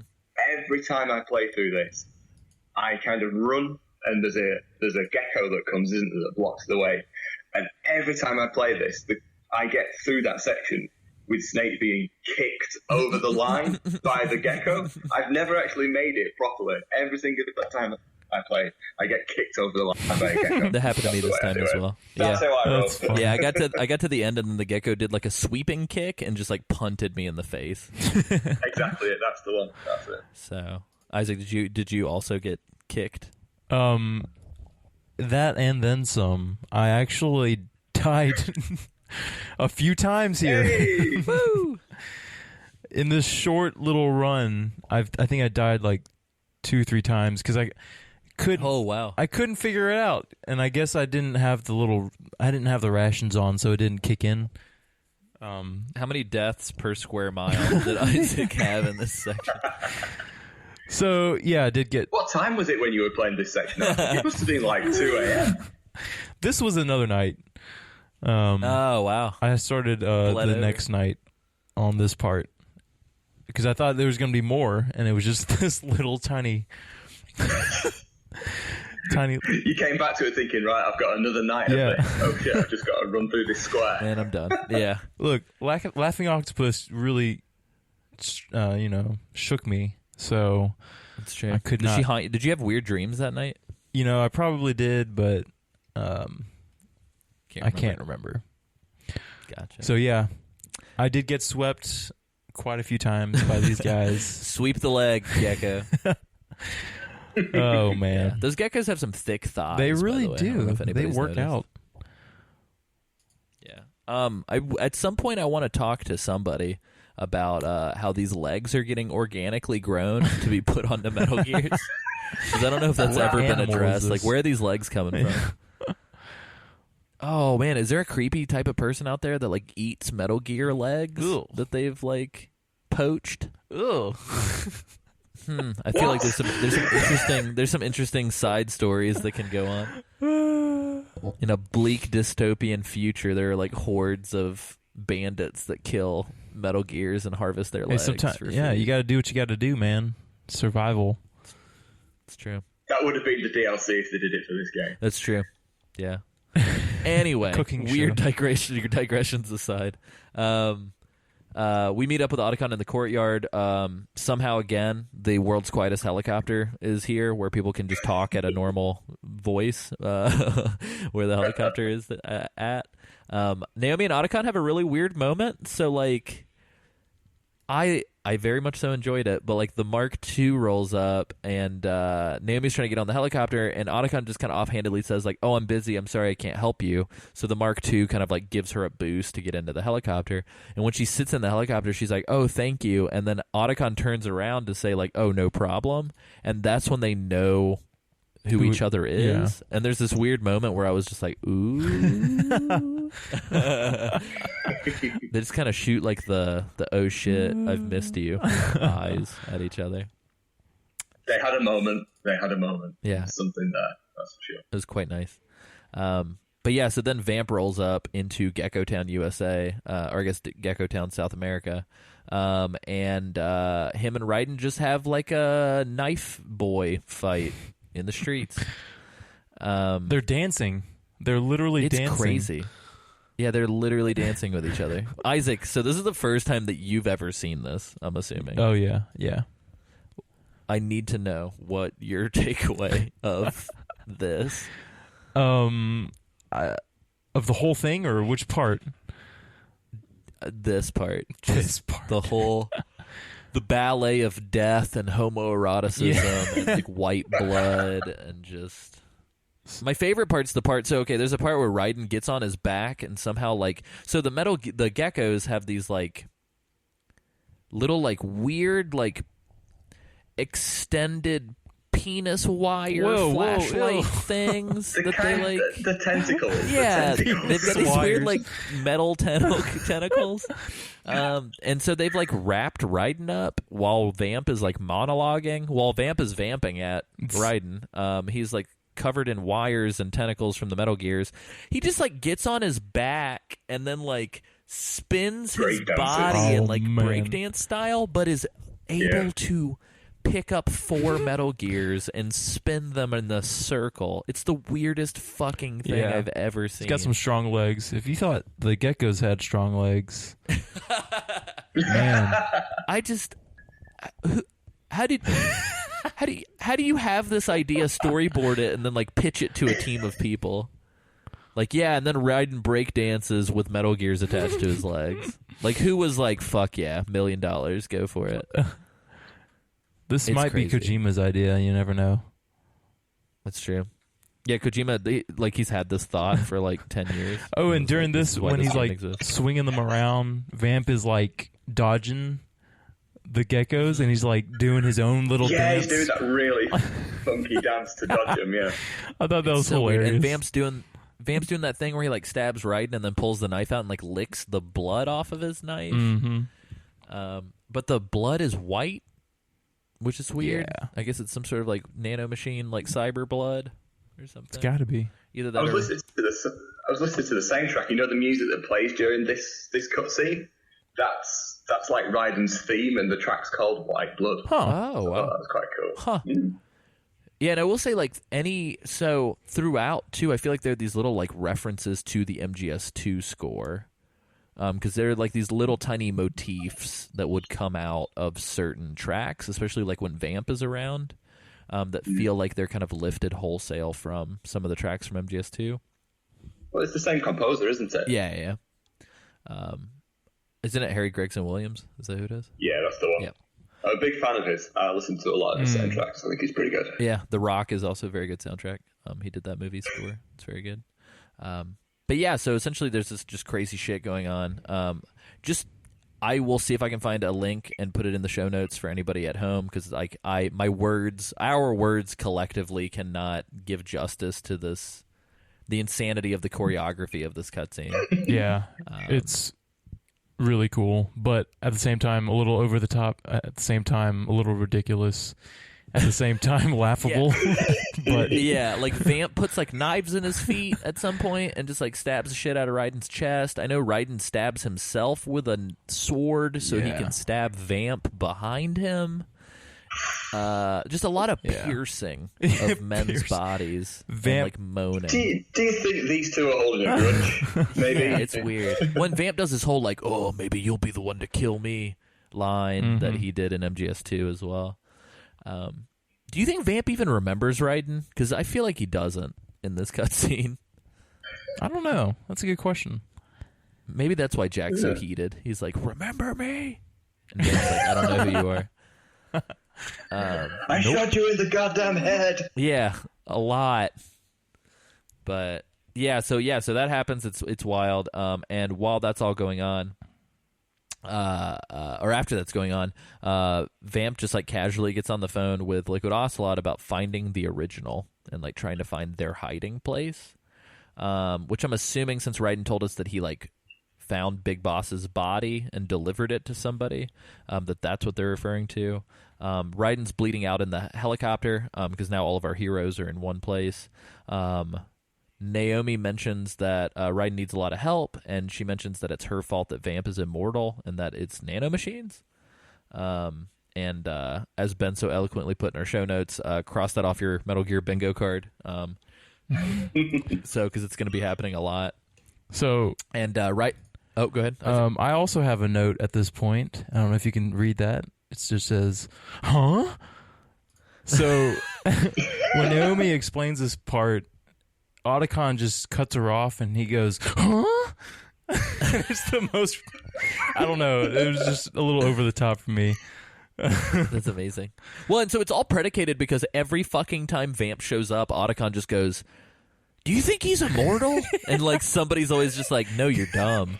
But this time Naomi's like, no, actually you're right. And it's like, what? and then she's like nanomachines, and she starts talking about it, and just like you just said, Isaac, he just goes, it's a little much. It's funny though. It's Otacon. Duh. We all love him. Yes. Naomi loves him too. It's fine. But yeah, so Raiden's last words are again kind of comical. He just goes, Europe, and go meet Big Mama, and then just like bleh, and like falls over. And it's just like it just sounds like it's coming out of a speaker, doesn't it? Because his mouth doesn't move. Oh yeah, that's right. So I guess he's that was weird. He's saving his energy. But yeah, so and that's the end of Act 2. I'm gonna read through my things. I was a real piece of shit out here, you guys. I apologize. 0 continues. I got 7 alerts. I'm not really sure how it was that high. 11 kills, and that's why I think the PMC zombies have to be counted as kills, because I did not kill anybody except for those guys. And then I used 16 recovery items. I had 34 weapon types procured, and then I did 59 flashbacks and no special items used. Very nice. How'd y'all fare? Nice. So I got... Where did I put it down? So I got the 0 continues. I got 0 alerts. Woo. But I only got that because I was safe scumming and just reloading at times. I think I got a couple of alerts when I was playing through.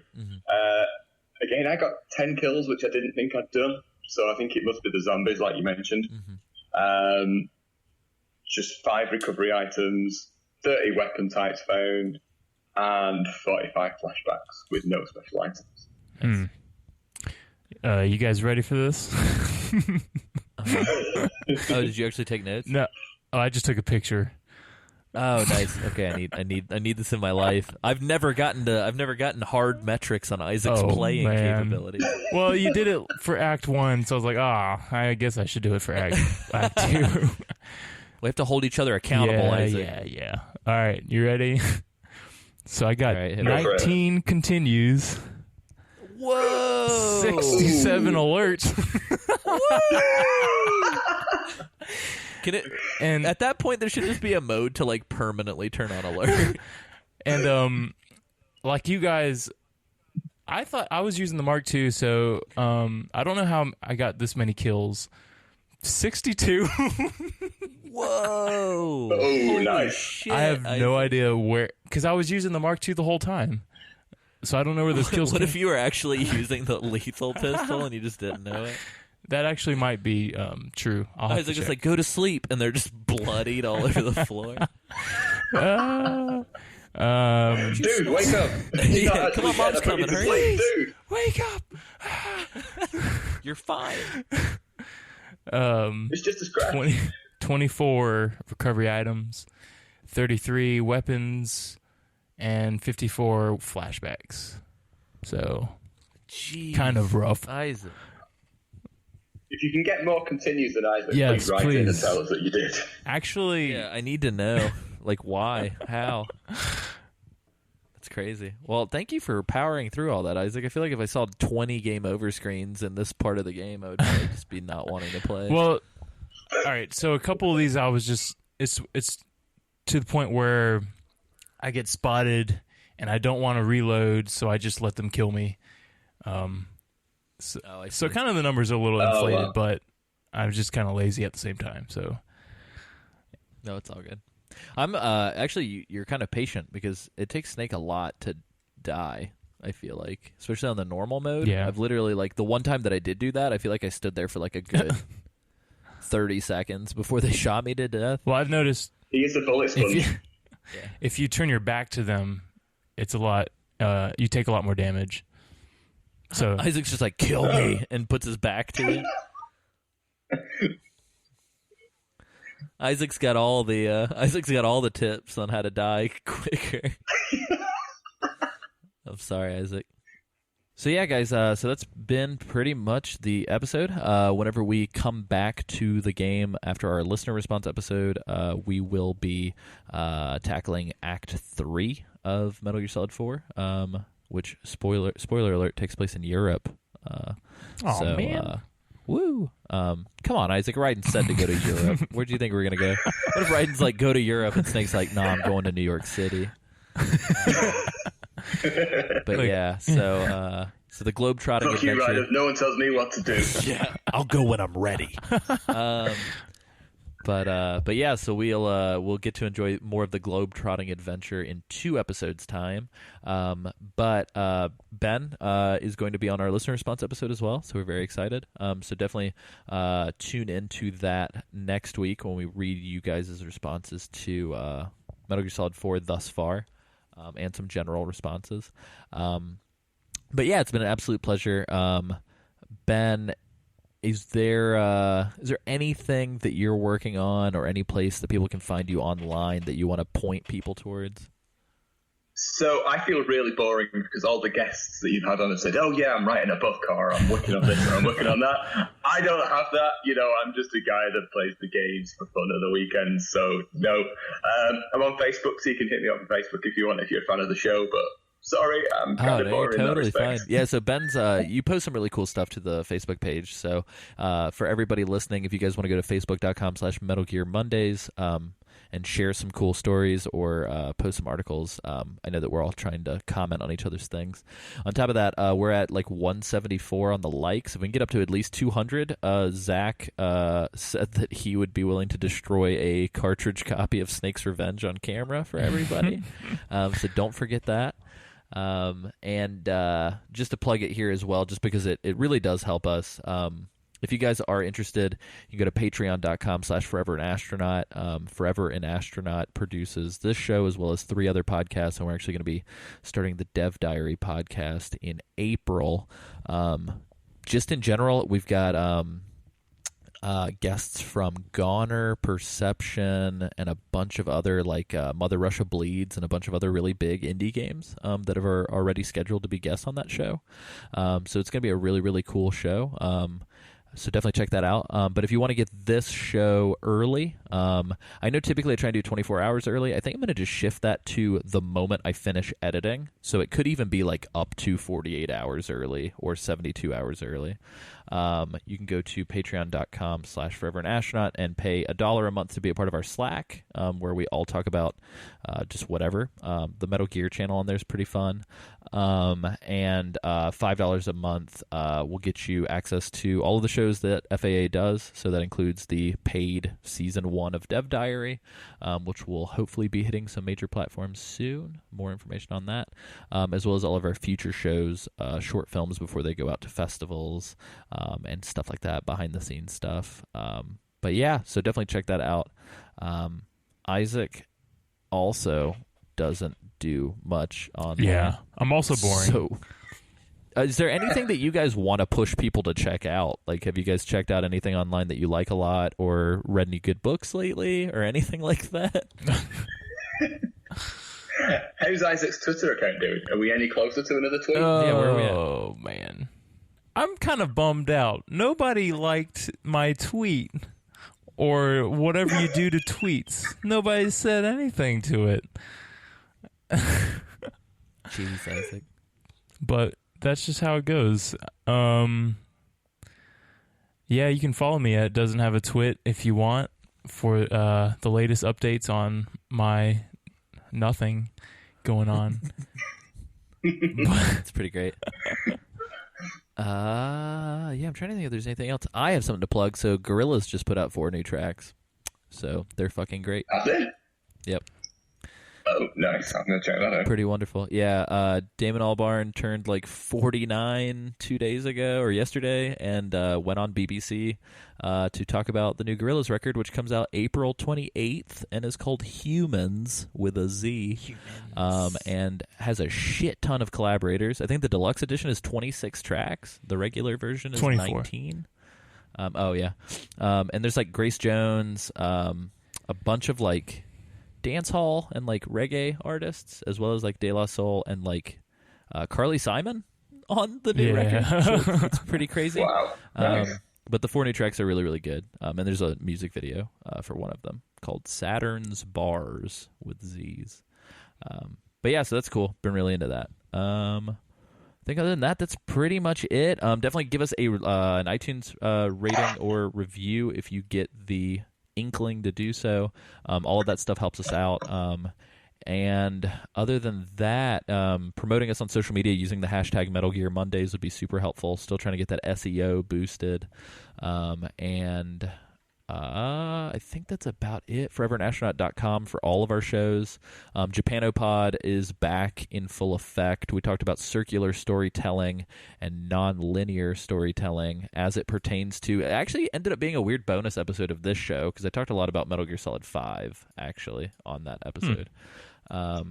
But I know that we've got some fun stuff lined up, talking about like the history of hentai and like Super Sentai, like Power Rangers type shows, and just all kinds of weird shit on that show.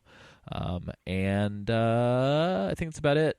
Waiting for Michael is still crazy and funny. The next episode will actually have a Michael as a guest on there at some point.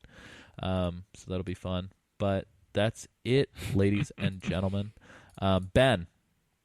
Yes. I don't know if this is going to be exciting for you, but however you want to concoct a way for us to get to our tagline to end the episode, it is on you, my good sir, to carry us there. Well, I think I'm just going to get us there because this looks like we've been recording for a long time. So it's just a box. Thanks, Ben. We appreciate the mercy that you've given to us this evening. I saw 2 hours 36. I was like, ooh, yeah, we'll wrap this up. Nice. A box? What's this box doing here? What's it doing here? Did you say a box? A cardboard box? Why is there a box here? What's this box doing here? What's with this box? What's up with that box? Just a box.